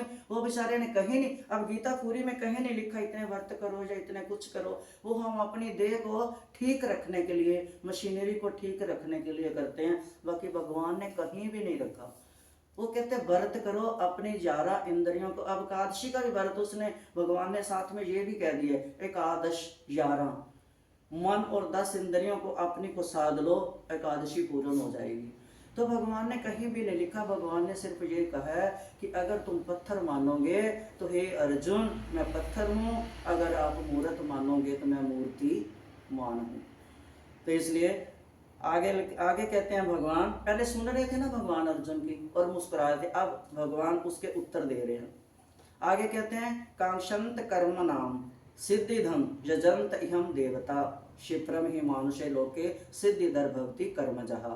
कर्मों की सिद्धि, जो कर्म करता है उसका फल चाहने वाला मनुष्य देवताओं की उपासना करता है। जिसको विद्या चाहेगी वो सरस्वती की पूजा करेगा, है ना, वो देवताओं की उपासना करता है, क्योंकि इस मनुष्य लोक में कर्मों से उत्पन्न होने वाली सिद्धि जल्दी मिल जाती है। क्योंकि भक्ति जो है ये बहुत मुश्किल मिलती है। भक्ति के लिए तो मीरा जैसी को विष पीना पड़ा, भक्ति के लिए प्रहलाद जैसे को कितने कष्ट सहने पड़े। तो कहते जो भक्ति है ये बड़ी मुश्किल मिलती है। बाकी चीजें हम कहते हैं ना हमारी मन्नत पूरी होगी, जैसे बच्चे हैं माँ के 4 उदाहरण के लिए, अब बच्चे रो रहे हैं माँ क्या करेगी, खिलौने दे के जिसके हिसाब का अगर लो मगरो लो मेरा पीछा छोड़ो, कह देगी ना, जाओ खेलो जाके। ऐसे भगवान हमारी इच्छाओं के, इच्छा मतलब खिलौने, हमारी इच्छाएं पूर्ण करके हमारे को अपने से दूर कर लेते हैं। और जो भक्ति करके पहुंचते हैं, ये कौन था जो भक्ति करने निकले थे अपने शिष्य को साथ लेकर, तो वहाँ पर लोगों को पता चला, नाम नहीं याद आ रहा, लोगों को पता चला कि वो वहाँ पर बैठे भक्ति कर रहे हैं। उन्होंने क्या किया, अपने शिष्य को बोला जल्दी जल्दी कर, लड़ाई करनी शुरू कर दे। वो शिष्य हैरान हो गया, गुरु जी ये क्या मेरे को सिखा रहे हो? बोलते जल्दी कर, उनको दिख के लोग आ रहे हैं। बोलते लड़ाई कर, लड़ाई वाली बात करते। अब वो बेचारा पहले तो वो डर गया, फिर वो कहता लड़ने लगे। अब गुरु का कहना मानना था। जब वो लोग ना कहते ये कोई वो नहीं है, सन्यासी सुन्यासी नहीं है, चलो चलो ये तो आप ही लड़ रहे हैं, हमारे को क्या ज्ञान देंगे। जब वो चले गए तो शिष्य बोलते गुरु जी पहले मेरे को ये बताओ ये नाटक क्यों किया? बोलते अरे हमने भजन करना था, ये हमारे पीछे आ रहे हैं, जहाँ पर हमारे साथ बातें करेंगे, हमारा समय गवाएंगे, जो हम घर बार छोड़ के भजन करने के लिए आए हैं, फिर दुनिया हमारे पीछे लगी रहे। तो मीरा भी क्या करती थी, पागल हो जाती थी ना, क्यों कि दुनिया मेरे पीछे हटी रहे, मेरे साथ न रहे। तो ऐसे भगवान कहते हैं कि जो मनुष्य एकांत में अपनी भक्ति को करता है और भक्ति को साधक बनने के लिए करता है, तो वो तो बड़ी मुश्किल से मिलती है। लेकिन जो फल चाहने के लिए करता है, देवी देवताओं की पूजा करता है, वो बहुत जल्दी सिद्धि मिल जाती है और कामनाएं पूर्ण भी हो जाती हैं। और मैं कर भी देता हूँ, जल्दी जल्दी करता हूँ, जो पीछा छोड़ो। मनुष्य लोक में सकाम कर्मों से होने वाली सिद्धि शीघ्र प्राप्त होती है, परंतु परिणाम में वह बंधन कारक होती है। कि हमने अगर मान लो हमने सोचा आज हमारे को 100 रुपये मिल जाए, मिल तो गए, लेकिन उसके साथ साथ क्या हुआ, लोभ आ गया। कल 100 हुआ था ना, आज 200 मिले, लोभ भी बढ़ेगा। अगर दूसरे दिन नहीं मिलेंगे तो क्रोध भी बढ़ेगा। अगर वो कामना पूरी होती है तो कामना के साथ साथ फिर ये जो विकार हैं ये भी बढ़ते जाते हैं। परिणाम ये जो होता है इच्छा पूर्ण होने का, वो बंधन कारक भी होता जाता है। लेकिन जो भगवान की भक्ति का है, वो चाहे बूंद बूंद बूंद करके, जैसे शंकर भगवान है, आज एक अभी भाव उठा मेरे मन में कि गीता का अगर एक श्लोक एक कण हम पढ़े, जैसे भगवान शंकर के ऊपर मंदिरों में जो बना होता है, जहाँ भी बना हुआ, लोटे में जल डालते हैं, बूंद बूंद टपता है, भगवान खुश होते हैं और ग्रहण करते हैं, खुश होते हैं ना। ऐसे ही मेरे मन में आ रहा है कि अगर गीता का हम एक एक श्लोक पढ़ते जाएंगे, वो समझो ये गीता जो है ये घड़ा है और जो उसके श्लोक है वो अंदर पानी है। अगर बूंद बूंद एक एक श्लोक हम पढ़ेंगे तो भगवान जैसे शंकर खुश होते हैं तो हमारे केशव भी खुश होएंगे। और दूसरा ये आ रहा है कि जो गुरु हैं, आपने बहुत इनकी सेवा करी है, आपको गुरुओं का फल मिला है, सेवा का, गुरुबानी का फल मिला है। और उन्होंने जैसे रोज एक चीज़ खा खा के कहते हैं ना हम नई चीज़ का स्वाद लें, तो मेरे को लगता है कि आपके गुरु ने आज खाने में स्वादिष्ट के लिए थोड़ा गीता का फ्लेवर डाल दिया। आपके गुरु की कृपा आपके ऊपर बहुत है, जिन्होंने गीता के रूप में आपकी भक्ति को स्वीकार करके थोड़ा फ्लेवर और डाल दिया। और शंकर भगवान को देखकर ये आ रहा है कि बूंद बूंद की तरह आप एक एक श्लोक अगर पढ़ोगे, जैसे भगवान खुश होते हैं, कृष्ण भी खुश होंगे। भगवान कहते हैं कि जैसे ये देसी दवाई होती है, वो धीरे धीरे फायदा करती है, धीरे धीरे, और उस धीरे धीरे फायदा होगा, उसका कोई नुकसान नहीं होता। अंग्रेजी दवाई कितनी जल्दी आराम कर देती है, लेकिन उसके अंदर साथ साथ 100 बीमारियां और भी लगती हैं। ऐसे ही भगवान कहते हैं इच्छाएं जो हैं ये होम्योपैथिक दवाई लगा लो, ये जो मेरी भक्ति है ये मिलेगी धीरे धीरे, लेकिन जब मिलेगी परिपक्व मिलेगी और इसका कोई नहीं होगा, क्या बोलते हैं उसको, साइड इफेक्ट, हाँ वो नहीं होगा। तो ये जो है बाकी जो मिलेगा वो मिलेगा तो जरूर। हो सकता है हमने कहते मांगो ना, अगर हमारे को 500 जरूरत है तो भगवान क्या तो 5000 दे दे, बोलेगा इसको इतनी जरूरत है। भगवान तो अपने भक्तों के आगे पीछे घूमता है, वो भाव को देखता है। तो ये जो है वो कहते हैं आयुर्वेद की दवा जैसे समझ लो, वो है वो वैसे भक्ति है, धीरे धीरे करने से फायदा अंदर से जड़ से पैदा होगी। और जो ये देवताओं की भक्ति है वो हमारी इच्छा पूरी करके जल्दी जल्दी भगवान हमारी देवताओं के रूप में इच्छा पूरी करेंगे और हमारे को अपने से दूर करते जाएंगे कि और इच्छा ना कर ले, मेरा समय और ना खराब करे। आगे कहते हैं भगवान निष्काम कर्म और कर्म योग से कर्म जन्य सिद्धि की इच्छा मिटती है, जन्म वस्तु से मुक्ति नहीं होती। आगे बहुत सुंदर कहते हैं कि मेरे द्वारा गुणों और कर्मों के विभाग और चारों वर्णों की रचना की गई है। चार वर्ण शूद्र ब्राह्मण क्षत्रिय ये जो हैं ये चार वर्ण हैं, ये मेरे द्वारा ही सृष्टि रचना की गई है। पर कर्ता होने पर भी मुझे लोग अविनाशी क्यों कहते हैं? भगवान अर्जुन को कह रहे हैं कि जब मैं सारी सृष्टि को रचता हूँ, चलाता भी हूँ, संहार भी करता हूँ, फिर भी लोग मेरे को परमेश्वर कहते हैं अकर्ता जान। ऐसे तू मेरे को अकर्ता जान कि ये जो युद्ध कर रहा है ये मत जान कि इसमें मर रहे हैं, मेरे को पाप लगेगा, मैं ये कर रहा हूँ, अकर्ता बन जा। कर्ता और अकर्ता के अंदर जो बीच वाला है वो बन। कारण कि कर्मों के फल में मेरी सपरा नहीं है। तू सोच कि जो मैं कर रहा हूँ इसमें मेरी कोई इच्छा नहीं है, कोई मेरी इसमें अपने आप को अकर्ता समझ के सपराहा ना ले। और इसलिए जो मैं करता हूँ ऐसे मैं मारता भी हूँ, लोगों को जिवाता भी हूँ, जन्म भी बार बार देता हूँ, पर मैं लिपत नहीं होता। ऐसे ही तू जान, जैसे मैं उस तत्व को जान लेता हूँ, कर्मों में बनता नहीं। हे अर्जुन तू भी सब माया को पीछे छोड़कर, सब वृत्तियों को पीछे छोड़कर अपनी एक धर्म की विजेता बनने के लिए एक लक्ष्य धारण कर, और इससे तेरे को कोई कर्म लेपेगा नहीं। एवं ज्ञात्वा कृतम कर्म पूर्वे रवि मुमुक्ष भी कुरु कर्मेव तस्मात् त्वं पूर्वे पूर्वतरम कृतम। कि पूर्व काल के मुमुक्षु जनों ने भी इस प्रकार जानकर कर्म किए हैं कि जो साधु संत ये जान जाते हैं कि ये सब मिथ्या है, ये संसार मिथ्या है, भगवान सत्य है, तो वो फिर संसार में लिपटे नहीं है। कहते हैं ना कर तन से जग के धंधे पर मन को रखने आरा, मन उसको कर दे अर्पण जिसका है ये पसारा। कर सारे जगत के धंधे पर मन को रखने आरा, मन उसको अपना दे दे जिसका है ये पसारा। वो कहते हैं मन को अलग रख, मन को निर्लेप रख। जैसे कीचड़ में कमल खिलता है, उसके ऊपर जल की बूंद नहीं टिकती, वो कीचड़ के अंदर पलने के बाद, पैदा होने के बाद भी कितना सुंदर जब भगवान विष्णु को चढ़ाया जाता है, तो वो इतना कीचड़ में रहकर भी वो कीचड़ का संग नहीं करता। तो तू क्यों? फिर भगवान ने मक्खी को भी एक किया हुआ है, मक्खी को और भंवरे को। कहते दोनों उड़ने वाले हैं, दोनों स्वाद लेने वाले हैं, लेकिन मक्खी जो है गंध के ऊपर बैठ के स्वाद लेती है, और जो भंवरा है वो सुंदर सुंदर फूलों के अंदर।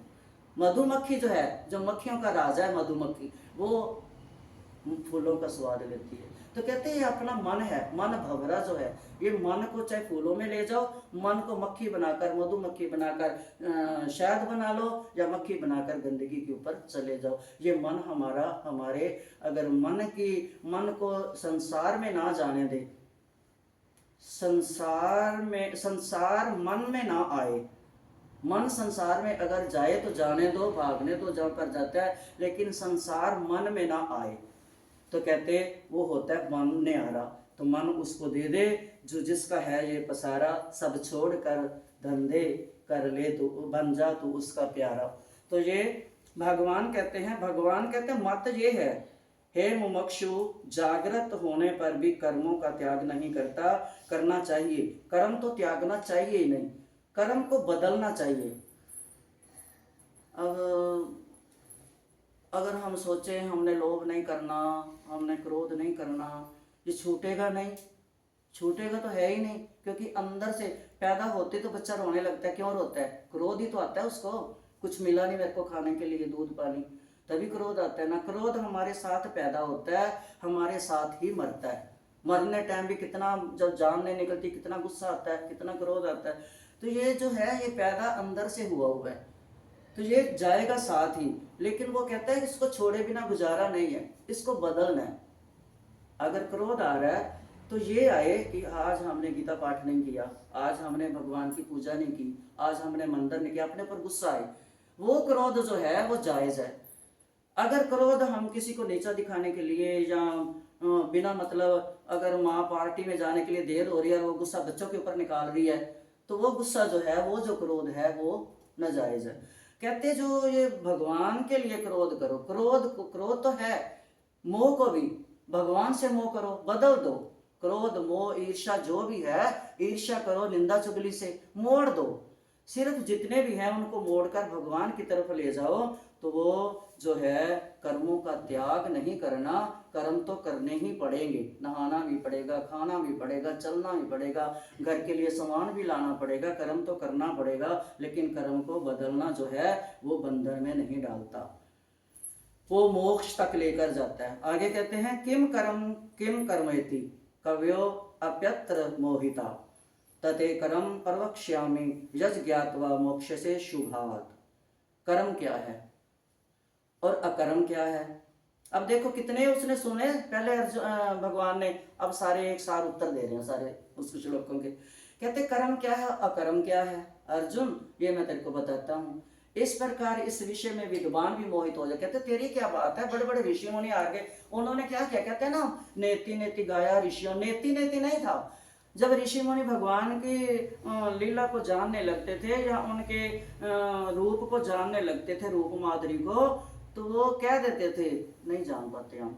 वो कहते थे ना इति ना इति ना इति, कि हम इसका पार नहीं पा सकते, हम इसको जान नहीं सकते, इसकी लीला को, इसकी माया को हम नहीं जान पाते। वो वहीं खड़े हो जाते थे और कह देते थे ना इति ना इति। उन्होंने ना इति कहा है, तो हमने नेति नेति कह देते हैं। नेति नेति गाया ऋषियों ने, भेद ना पाया ऋषियों ने। तो ये कहते हैं कि जो कर्म करते हैं भली भांति मोहित नहीं होते, कर्म को अकर्म बना लेते हैं, कर्म तत्व में जो नहीं लगता, संसार बंधन में जो नहीं आता, जो शुभ अशुभ जानकर कर्म करता है, वो संसार बंधन से मुक्त हो जाता है।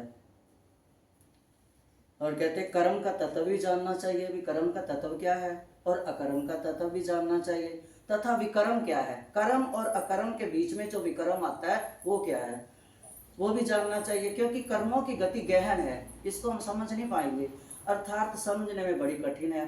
कामना के कारण क्रिया विफल जनक हो जाती है। अगर हमारी कामना है तो वो जो कामना अगर हमारी अच्छी नहीं है तो कर्म भी हमारे से अच्छा नहीं होगा, और उस विकर्म करने से पाप होते हैं।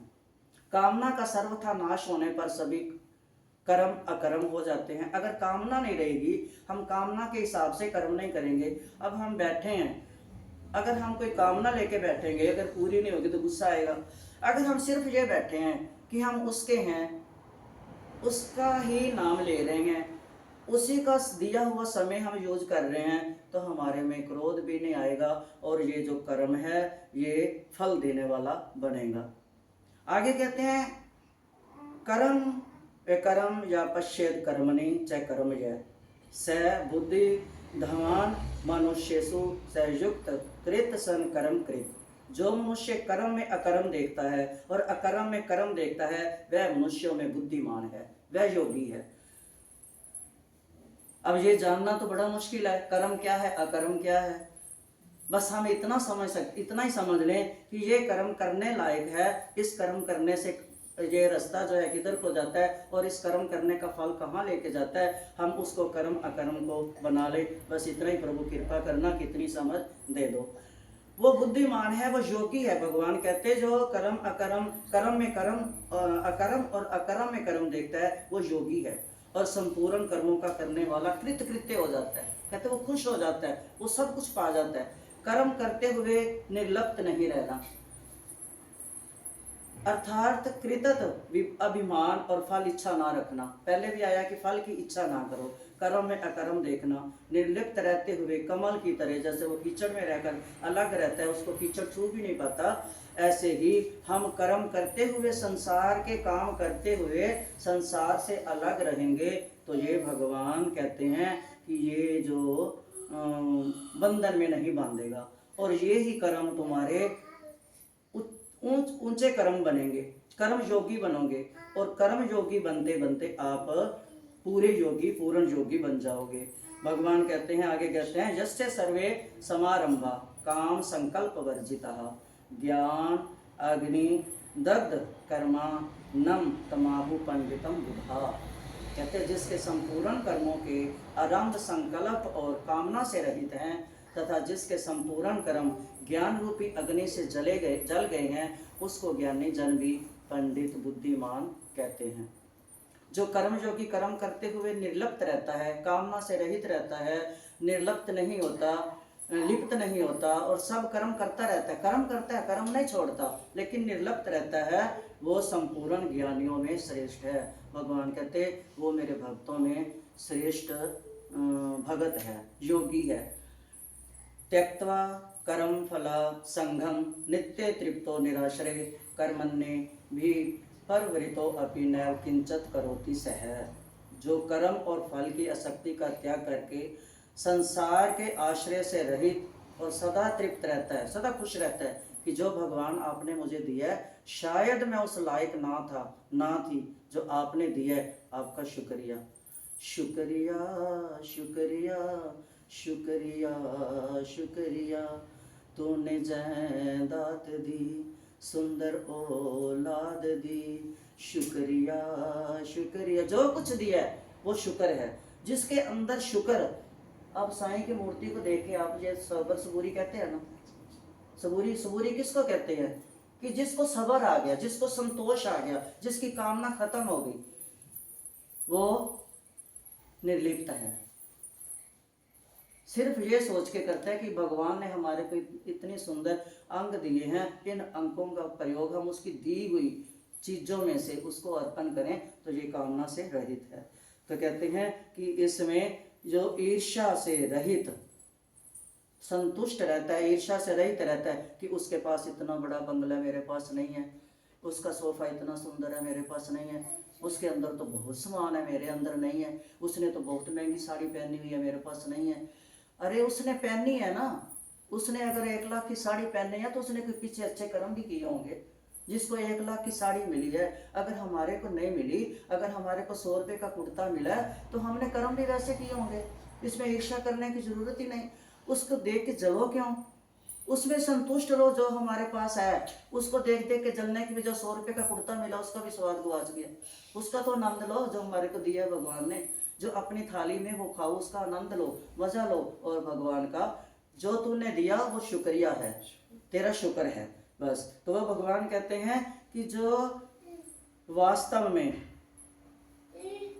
संपूर्ण सामग्रियों से संतुष्ट रहता है कि जो मिला ये भगवान ने मेरे कर्मों से ज़्यादा मेरे को दिया है, तो वो उसको अंदर कभी भी लालच नहीं आएगा, लोभ नहीं आएगा। जब लोभ नहीं आएगा, लालच नहीं, क्रोध कहाँ से आ जाएगा? जब क्रोध नहीं आएगा, कामना नहीं होगी, तो फिर ईर्ष्या कहाँ से आ जाएगी, द्वेष कहाँ से आ जाएगी? अगर मान लो कोई, अब जैसे मान लो कोई त्योहार है, अगर बीबी ने बोला है कि मेरे को ये वाला सेट चाहिए या ये मेरे को साड़ी चाहिए, अब पति को बोल दिया है, अब पति बेचारा गया है, अब काम दफ्तर में भी उसका ध्यान ये है कि मेरी बीबी ने जो बोला था लेके जाना है। अब वहाँ दफ्तर का काम ध्यान से नहीं होगा ना।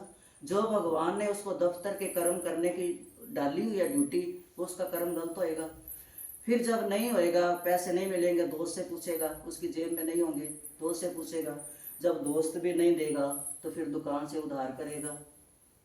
अगर दुकानदार उधार भी नहीं करेगा, कोई किसी से मांगेगा भी नहीं मिलेगा, तो उसका मन फिर क्या करेगा? गलत जगह जाएगा ना, गलत जगह जाएगा। अगर वो कामना थी ना, कामना कहाँ पर लेके गई?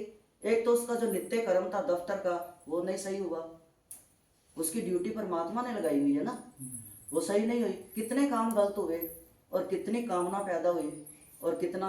अब आदमी क्या करेगा? या तो फिर डर के मारे रात को पी के आएगा, या फिर चोरी करेगा। 2 काम करेगा ना। या तो वो चोरी करेगा कि मैं बीवी के लिए कुछ लेके जाऊं, लेके जरूर जाऊंगा।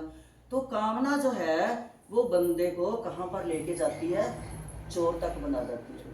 अगर वो कामना सही है अगर बोलेगी ना ना, वो बोलेगा ना आज तो आ रहा है मिठाई ले, ना ना अगर जेब में है तो ले आना, मांगना मत, उधार मत करना किसी से। जो हैगा ना, हम हलवा बना के त्योहार मना लेंगे, हम मीठी खीर बना लेंगे, आप किसी से मांगना मत। आदमी का मन दफ्तर में भी लगेगा, किसी से उधार नहीं मांगेगा, क्या हुआ, और त्योहार भी खुशी से मनेगा, क्योंकि वो टाइम पे आएगा, टाइम पे आएगा। और वो मीठे चावल बनाकर भगवान के पास बैठकर कितना अच्छा आनंद से त्योहार मना लेंगे ना। तो ये है कामना के ऊपर, कामना कैसी होनी चाहिए, कामना वो अगर हम अच्छा, वो जब भगवान भी खुश होगा ऊपर से। देखो कहते हैं ना, एक बहुत गरीब ब्राह्मण परिवार था, तो वो जब उसके पड़ोसी पूछते थे ना, वो बच्चे मांगते थे, तो खाली, उसका नाम नहीं मेरे को आ रहा, वो कौन था, तो उसकी बीवी पता क्या करती थी, चूल्हे के ऊपर पतीला रख देती थी, पानी भी इसमें।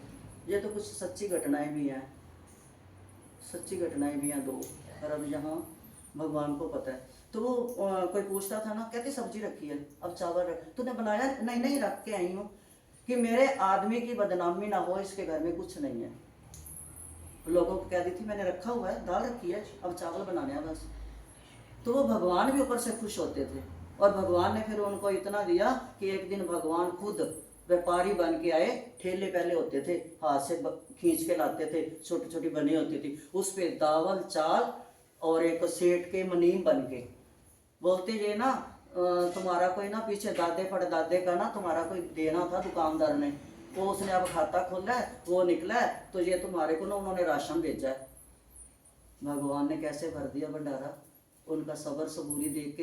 यही तो सबूरी देख के मेरे ख्याल साईं बाबा ने प्रचार किया होगा कि सबूरी जो है, वो सबर जो है, वो परमात्मा की तरफ लेके जाता है। और परमात्मा देख रहा है कि उसको नहीं पता मैंने बच्चे दिए, मैंने इसको आदमी दिया, बीवी दी है, इसको खाना भी देना है, इसको कपड़े भी देने हैं, उसको सब पता है। तो ये सबूरियाँ जो हैं, ये सबर जो है, ये कहाँ तक लेके जाता है, ये जो कामना अच्छी है वो भगवान की तरफ लेके जाएगी। अगर हमारी कामना गलत है तो वो गलत रास्ते पे लेके जाएगी, और फिर वो आगे आगे कई रास्ते बनते जाएंगे, वो आदमी पीछे मुड़ नहीं पाएगा फिर, क्योंकि वो आगे चलेगा। आज अगर 100 रुपये की चोरी की, कल को 200 की करेगा, क्योंकि उसको काम नहीं करना पड़ेगा बिना मतलब अपना बिना मेहनत के। अब चोर क्या है, दूसरे की मेहनत, सारी जिंदगी की मेहनत की चोर चुरा के ले जाते हैं, मौज उड़ा रहे हैं। तो मेहनत करने वाले बेचारे सुबह से आकर शाम तक मेहनत करते हैं। तो ये जो है, ये है बंधन, ये है मोह, ये है कुरस्ता। तो ये है कि भगवान कहते हैं कि जो फल की इच्छा ना करते हुए कामना अपने को शुद्ध करते हैं, शरीर के निर्वाह के लिए जो कर्म करता है, बस वो जो कर्म है कि हमने अब आज जो कमाना है, वो हमने बच्चों को खाना भी देना है, पति को खाना देना है, हमने कपड़े भी पहनने हैं, नहाने के लिए साबुन, वो हमारे शरीर की आवश्यकता के लिए है। उसमें भगवान कहते हैं अगर तुम्हारे से कोई त्रुटि हो भी जाती है तो करते समय कोई कीड़ी भी मरेगी, कि मकोड़ा भी मरेगा, कहते हैं ये जो पाप हत्या भी होती है ना, वो भी मैं माफ कर देता हूँ। अगर कहते हैं पहले क्या करते थे, शाम को झाड़ू पोछा नहीं करते थे ना, सुबह करते थे। सुबह का जो प्रभात वेला होता है, उस टाइम कितना अंधेरा होता था, कच्ची जगह होती थी, झाड़ू पोछा करते थे, उस टाइम कितने कीड़े मरते होंगे। लेकिन भगवान कहता है कि मैंने ये 2 घंटे जो छोड़े हुए हैं ना, औरतों का, इसमें कोई भी अगर सांप में मर जाए ना, वो भी पाप में नहीं आएगा, क्योंकि उस समय सफाई का मौका है। तो कहते चूल्हे भी पोछते थे, उसमें भी मिट्टी में भी कितने कीटाणु होते होंगे, कहते वो सब माफ हो जाते हैं।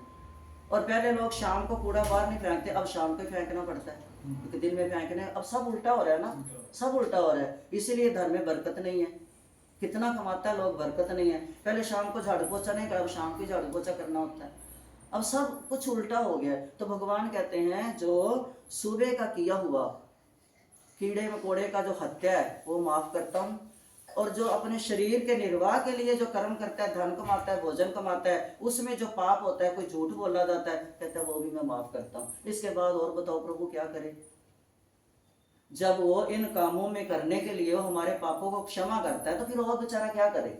और तो फिर अगर हम बुरे कर्म करेंगे उसकी तो फिर सजा भगवान देगा ही, है ना।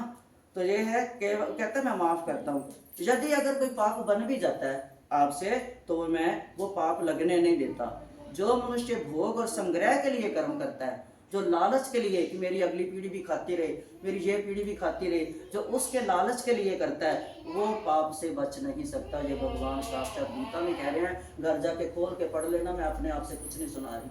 ये भगवान ने कहा है कि उसका जो पाप है, उस कर्म में जो पाप लगेगा वो मैं माफ नहीं करता।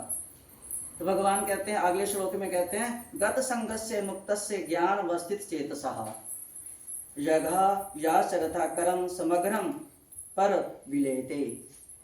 जिसकी आसक्ति सर्वथा मिट गई है, जिसकी आसक्ति मोह मिट गई है, जो मुक्त हो गया है, जिसकी बुद्धि स्वरूप के ज्ञान में स्थित है, जो भगवान के स्वरूप में, और जिसने भगवान की लीला को, अपने कर्म को जान लिया है, ये कर्म जो है ये अच्छा है, ये मेरा प्रभु की तरफ लेके जाएगा, इससे कोई पाप नहीं होगा। वो जो कर्म है जिसकी बुद्धि ये जान जाती है, तो वो केवल यज्ञ के लिए कर्म करने वाले मनुष्य के संपूर्ण कर्म नष्ट हो जाते हैं। कहते हैं उनको मैं नष्ट कर दे।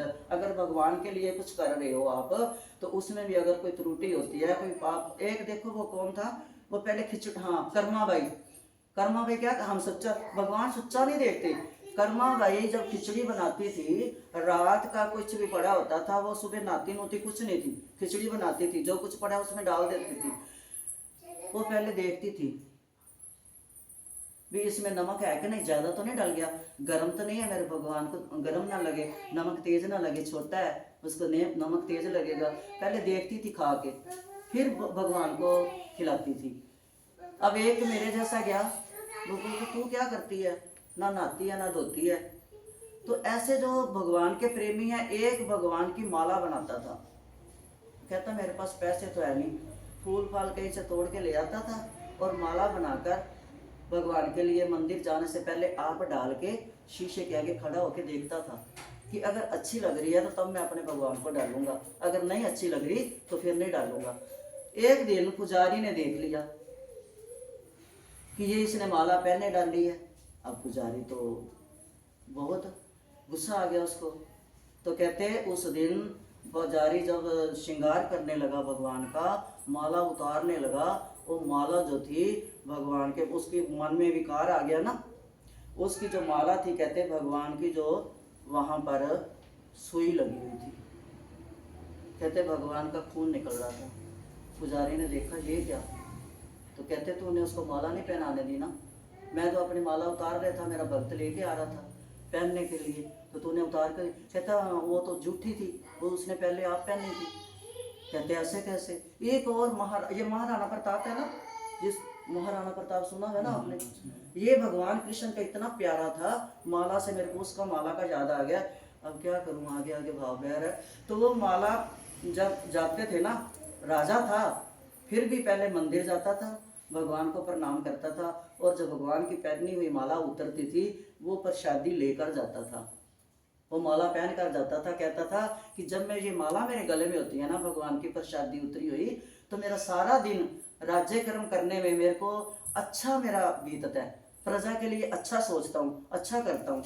एक दिन क्या हुआ, वो थोड़ा देर से आए, इतने में पुजारी बेचारा बुजुर्ग था, उसने डाल ली। कहता आज आए नहीं तो मैं आज डाल लेता हूँ, नीचे क्यों रखनी है। अभी भी भगवान के मंदिर में, हमारे मंदिर में उधर जाओ तो भगवान की जो उतारी रात की माला है ना, वो एक टोकरी में रखते हैं, फिर सब उसको ऐसे हम सूंघते हैं, माथे पे लगाते हैं, कई गले में भी डाल लेते हैं ज़्यादा हो तो कईयों को तो वो अपने आप ही फेंक देते हैं, जिसके भाग में हो वो ले जाते हैं, डाल लेते हैं। अब जैसे ही पुजारी डालने लगा, राजा दिख गया। अब पुजारी ने जल्दी जल्दी क्या किया, उतारी, राजे ने देख लिया। उसको ये था कि पता नहीं देखा है कि नहीं देखा, राजे ने देख लिया, पर राजा भी कुछ नहीं बोला। शक पुजारी को भी हो गया कि मेरे को राजा ने देख लिया माला पहनते।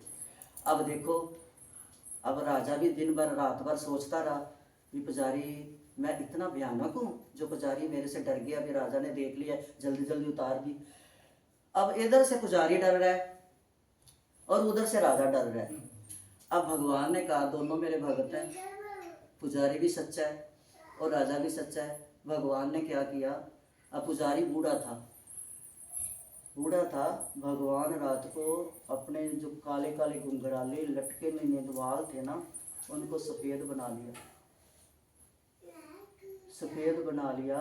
और जब दूसरे दिन वो माला पहनी, उतारी, राजा पहनने लगा, तो उसमें सफ़ेद बाल जो बाल पहले दिन पुजारी के पहनने से उसके सिर का बाल माला में लगा था, वो दूसरे दिन की राजा इसको दंड ना दे, भगवान ने बूढ़े बनकर अपने घुंघराले बालों को छोड़कर सफ़ेद बाल करके उस माला में लगा दिए कि आज राजा को ये लगे कि तेरे सामने उतार के दिया ये सफ़ेद बाल उसमें भी है। ये है कृपा निधान, ये है दयालु। जिस पे कृपा करते हैं पता नहीं चलता, और कृपा किस पे करते हैं भगवान को सब पता है, सच्चा कौन है, मेरा कौन है और मेरे लिए कौन आ रहा है। एक बार लक्ष्मी ने कहा था विष्णु भगवान को, रुक्मिणी ने भी कहा था कि जाओ भगत आपका इंतजार कर रहे हैं, बोलते छोड़ तू अपना मेरे पैर दबा।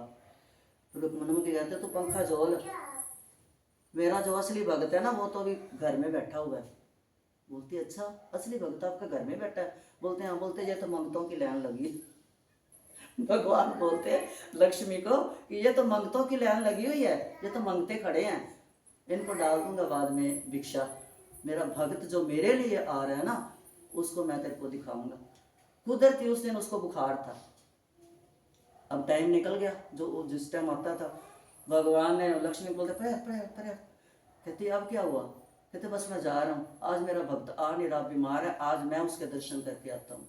तो ये है भगत और भगवान की लीला, भाव और सच्चे प्रेम की लीला।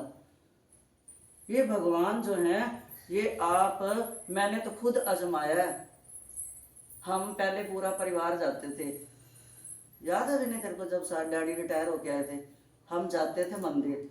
किसी कारण इनके पापा की ड्यूटी कहीं और लग गई, तो मेरा ये होता है कि मंदिर अगर जाए ना उतनी देर में घर का ना ध्यान आए, किसी रिश्तेदार का ध्यान ना आए, तब हम सारे इकट्ठे जाते थे और चिंता नहीं होती थी ना कि कोई घर में आ रहा है। इकट्ठे जाते रात का 1-1 भी बज जाता था कि जहाँ पर कीर्तन होता था बाद में लंगर होता था, टाइम लग जाता था।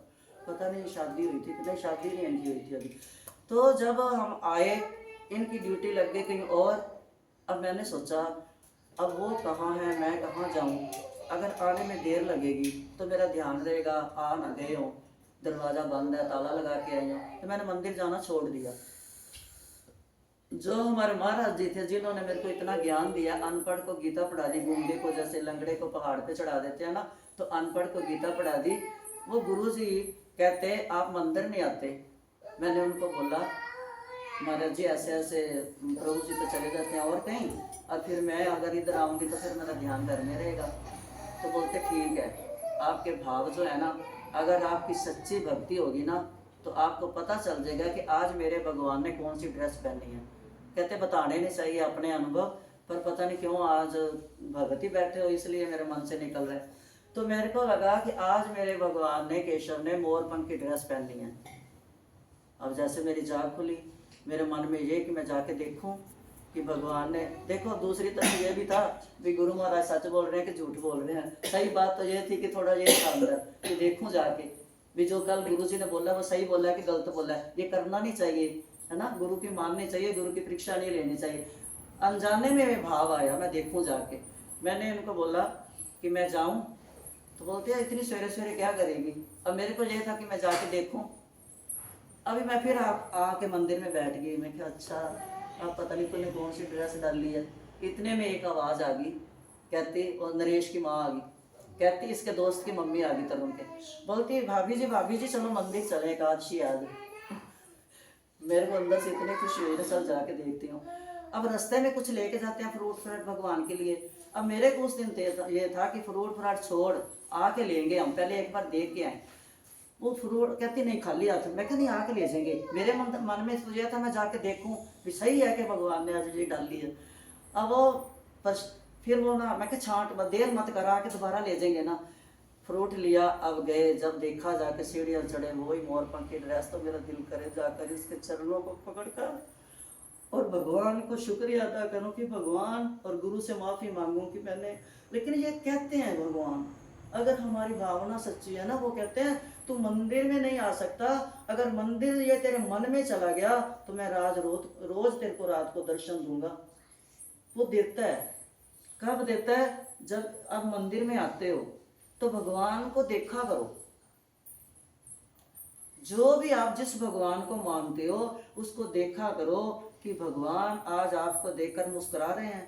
लगेगा आपको, कभी आप आजमा के देखना, आपको लगेगा कि आज हमारी माँ मुस्कुरा रही है। जो माँ के प्रेमी है, देखना लगेगा। जिस दिन आपको आज माँ खुश खुश नहीं लग रही, लगता है ये भाव अंदर से जागते हैं कि आज हमारी माँ बात नहीं कर रही, लगता है, होता है, ऐसे अनुभव होते हैं।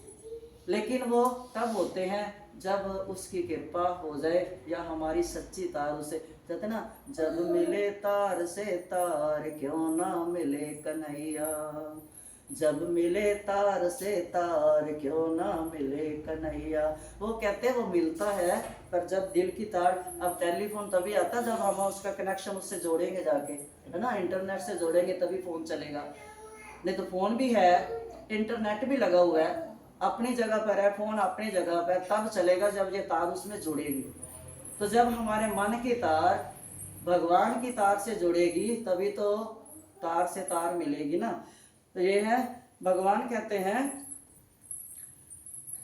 जिन यज्ञ में अर्पण अर्थात जैसे अर्पण किया जाए वे शत्रुघ्न आदि पात्र भी ब्रह्मा है। कहते जो पूजा करते हैं ना, जिस, अब ये पात्र भी कर्म किस्मत वाले हैं जो भगवान के आगे आए हैं। वो चम्मच, वो गिलास, वो कटोरी, वो हाथ, वो दिया, सब किस्म। ये दिया किसी और भी जगह जल सकता था। अब फूल क्या कहता है, जब फूल रात में बात कर रहे थे दोनों, तो कहते एक फूल दूसरे से कहता है हम कितना, अब पता नहीं कल किसके किसके हाथ आएंगे। एक कहता क्या पता, तीसरा कहता क्या पता किसके हाथ आओगे। तो कहता है यही तो सोच रहे हैं। दूसरा कहता अगर कोई ले गया फूल, कहता खिला तो बहुत अच्छा हूँ मैं आज, अगर कोई मेरे को ले गया प्रेमी तो वह वैश्या के पास जाएगा, उसको फूल देगा। दूसरा कहता है अगर मेरे को कोई ले गया तो वो मरे हुए प्राणी के ऊपर चढ़ाएगा। तीसरा कहता है अगर कोई मेरे को ले गया तो शायद भगवान के मंदिर में ले जाए, मेरे को चढ़ा दे।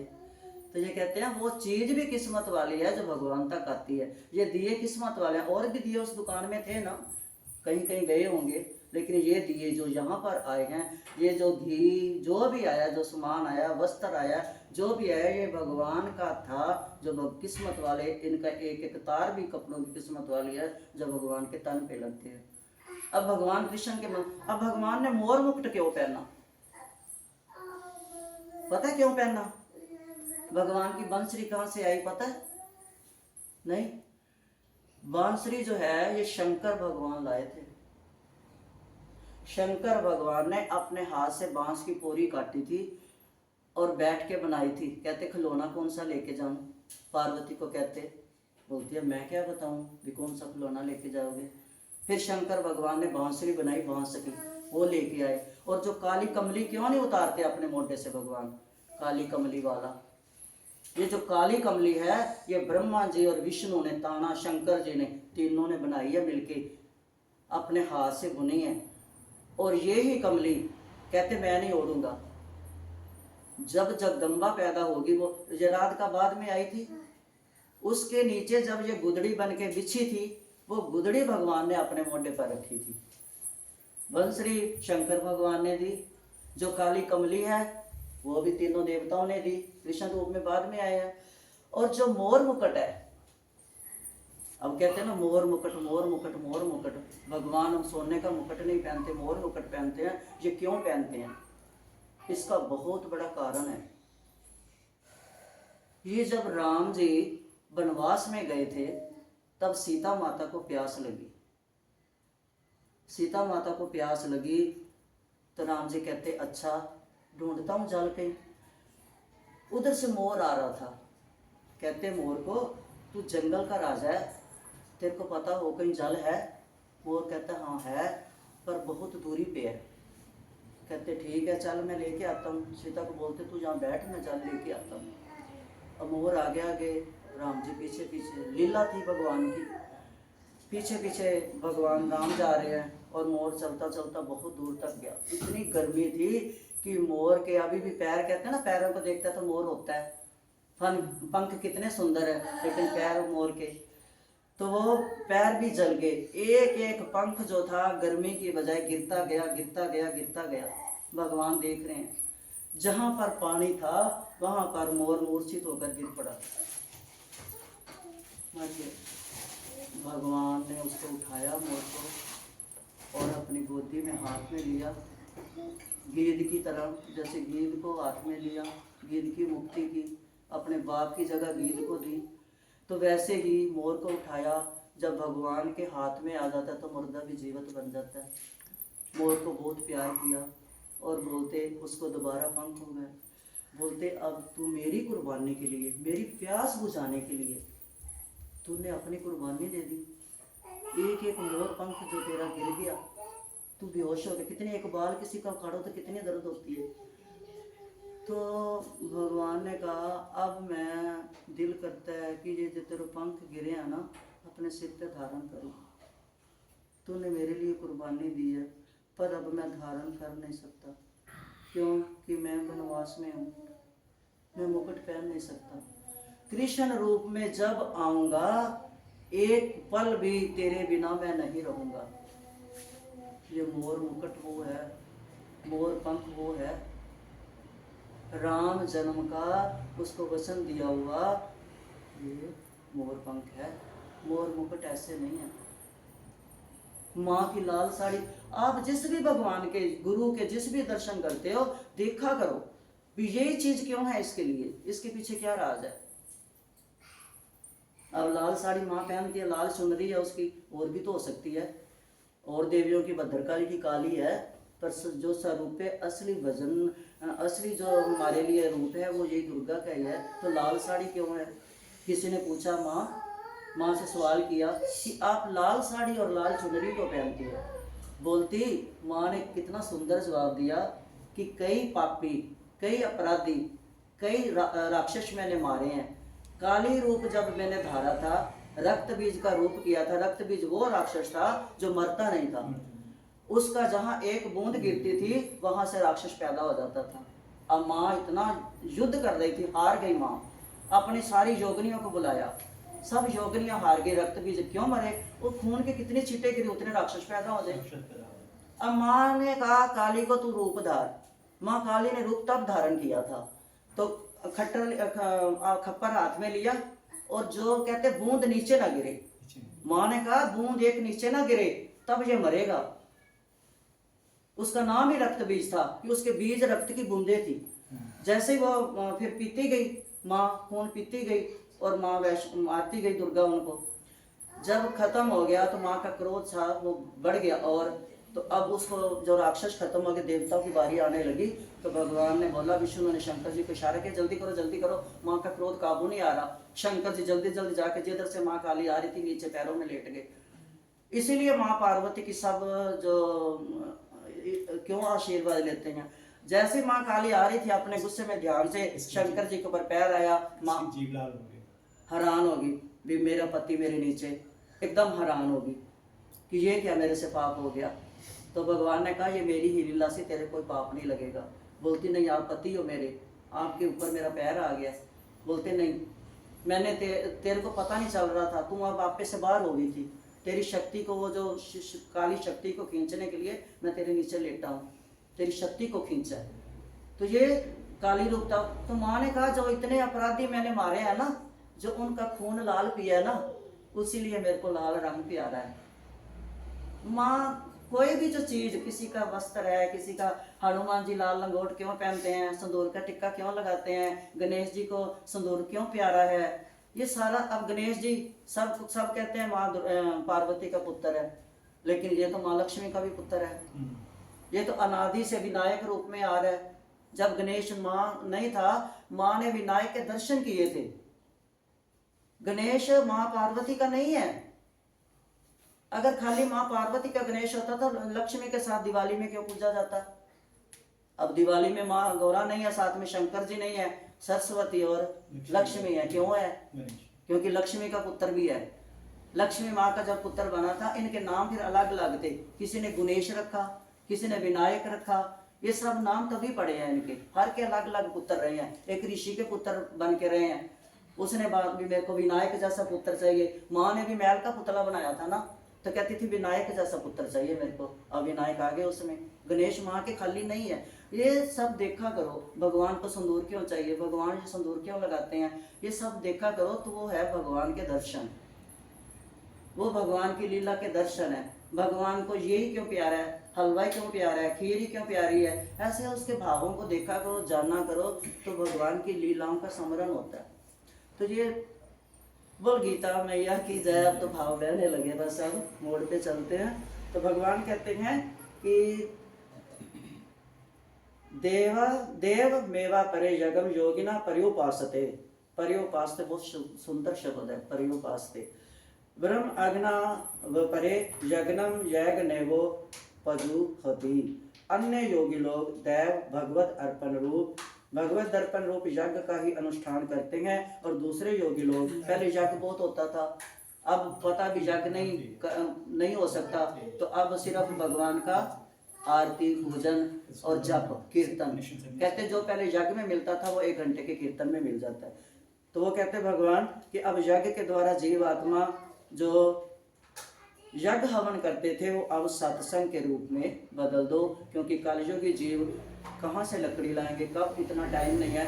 तो जो मंत्र है, जो कीर्तन है, वो सत्संग है, ये आकर असली जल्दी से मिल जाता है और आसानी से मिल जाता है। भगवान ने कहा जो यज्ञ है वो मैं सत्संग में बदलता हूँ, नाम में परिवर्तन करता हूँ। जो नाम जपेगा, नाम रूपी यज्ञ में जो पूतियाँ डालेगा, वो मैं स्वीकार करूँगा और उनके कर्मों को काटूंगा, उनको मनवांछित फल दूंगा। उनके जो पूरक कुंभक, जो सारे वर्तमान और भविष्य वाले सब पापों से बचाऊंगा और वर्तमान में जीना सिखाऊंगा। हे परम तप अर्जुन, द्रव्यमय यज्ञ से ज्ञान यज्ञ श्रेष्ठ है।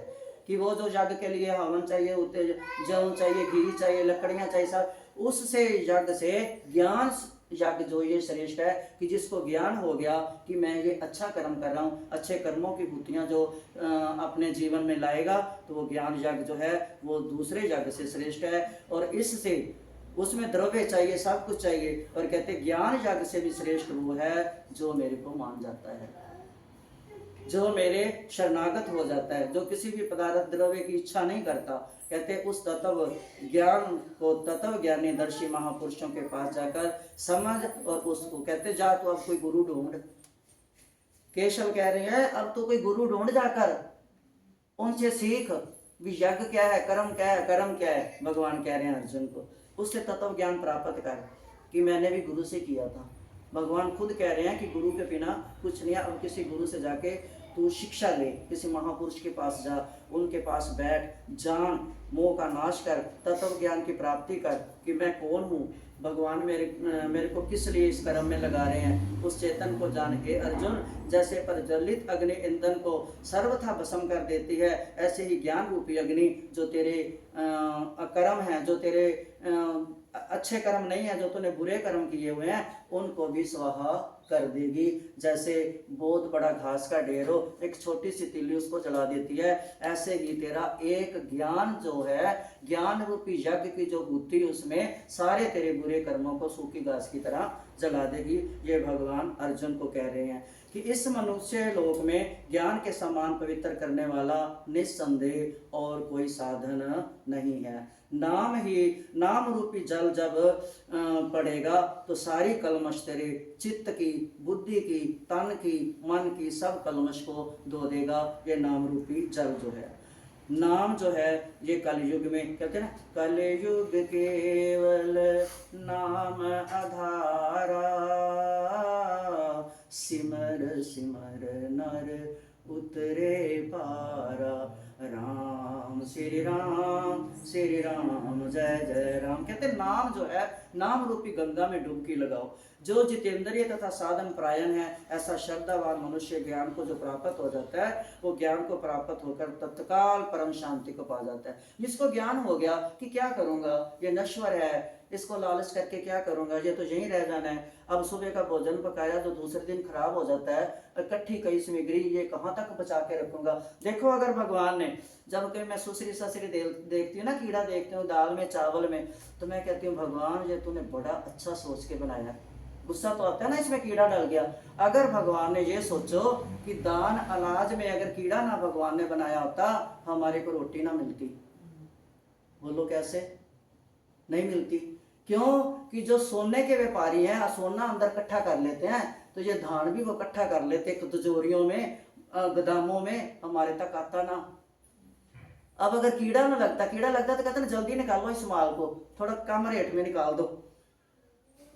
तो भगवान ने जो सृष्टि बनाई है ना, कभी कभी ना कभी कभी कोई सी चीज को देख के भी, काम करते करते भी कभी भगवान की लीला के ऊपर आ जाता है। तो मैं कहती हूँ भगवान तू बड़ा सोच के सृष्टि रची है, एक एक तेरा कर्म। तभी तो अर्जुन को कहते हैं ना, मेरे कर्म भी, लीला भी न्यारी है, मेरे जन्म भी निराले हैं, और मेरी जो करने वाला हूँ वो भी निराला है। तो भगवान ने जो कुछ बनाया ना, ये बड़ा सोच समझ के बनाया।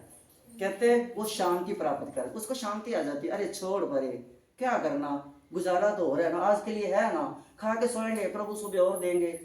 वो भूखा सुलाता नहीं है, खा के सुलाता है, भूखा उठाता है। तो अंदर मन को शांति आ जाएगी। जब शांति मन में आ जाएगी तब नींद भी अच्छी आएगी।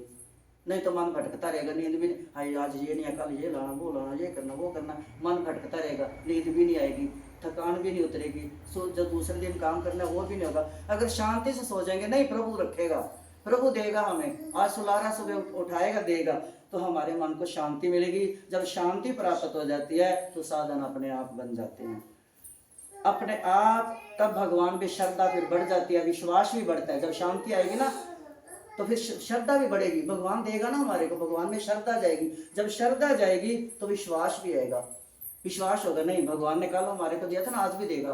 भगवान ने कल भूखा नहीं रखा तो आज कैसे रखेगा, हम उसके बच्चे हैं। नकली माँ बाप अपने बच्चे को भूखा नहीं सोने देते, तो जो असली माँ बाप है वो हमारे को भूखा सोने देंगे, विश्वास भी पक्का हो जाएगा।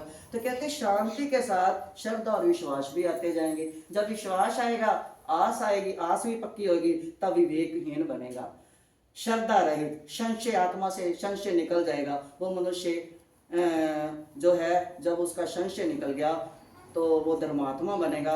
विवेकहीन है, अगर श्रद्धा रहित है, संशय आत्मा, मनुष्य का पतन हो जाता है। जिसके अंदर संशय नहीं निकली, विवेक नहीं है, श्रद्धा भी उसकी भगवान की तरफ चीजों में है, तो वो आदमी का पतन होता है। ऐसे संशय आत्मा मनुष्य के लिए ना तो ये लोक है ना फिर परलोक है, क्योंकि इसी चिंता में दुर्गन में लगा रहेगा, उसको टाइम ही नहीं बचेगा कि मैं कल के लिए सोच लूँ कुछ, कल क्या है, कहाँ जाना है, किसको जाकर मुंह दिखाना है, किसने भेजा है, उसको क्या जवाब। बच्चे को तो हम थप्पड़ मार लेते, तेरे को भेजा था, एक घंटा लगा के आएगा, ये नहीं लेके आया, तो वो भी तो हमारे को थप्पड़ मार सकता है।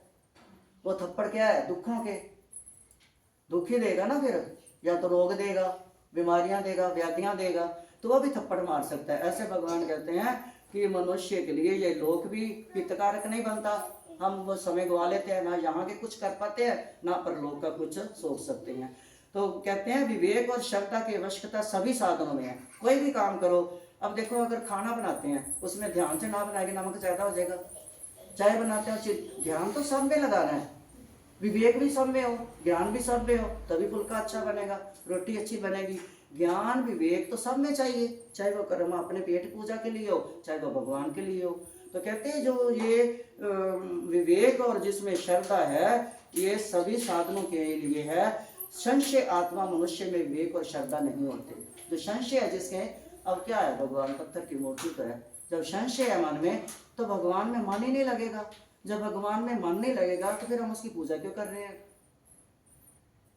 एक किसी कोई गुरु के पास शिष्य गया, बोलता है गुरु जी हमारे मन में कहता तुम्हारे घर में कितने मेंबर हैं। कहता 2 बच्चे हैं, 2 लड़कियां, 2 लड़के, 2 हम 6 हैं।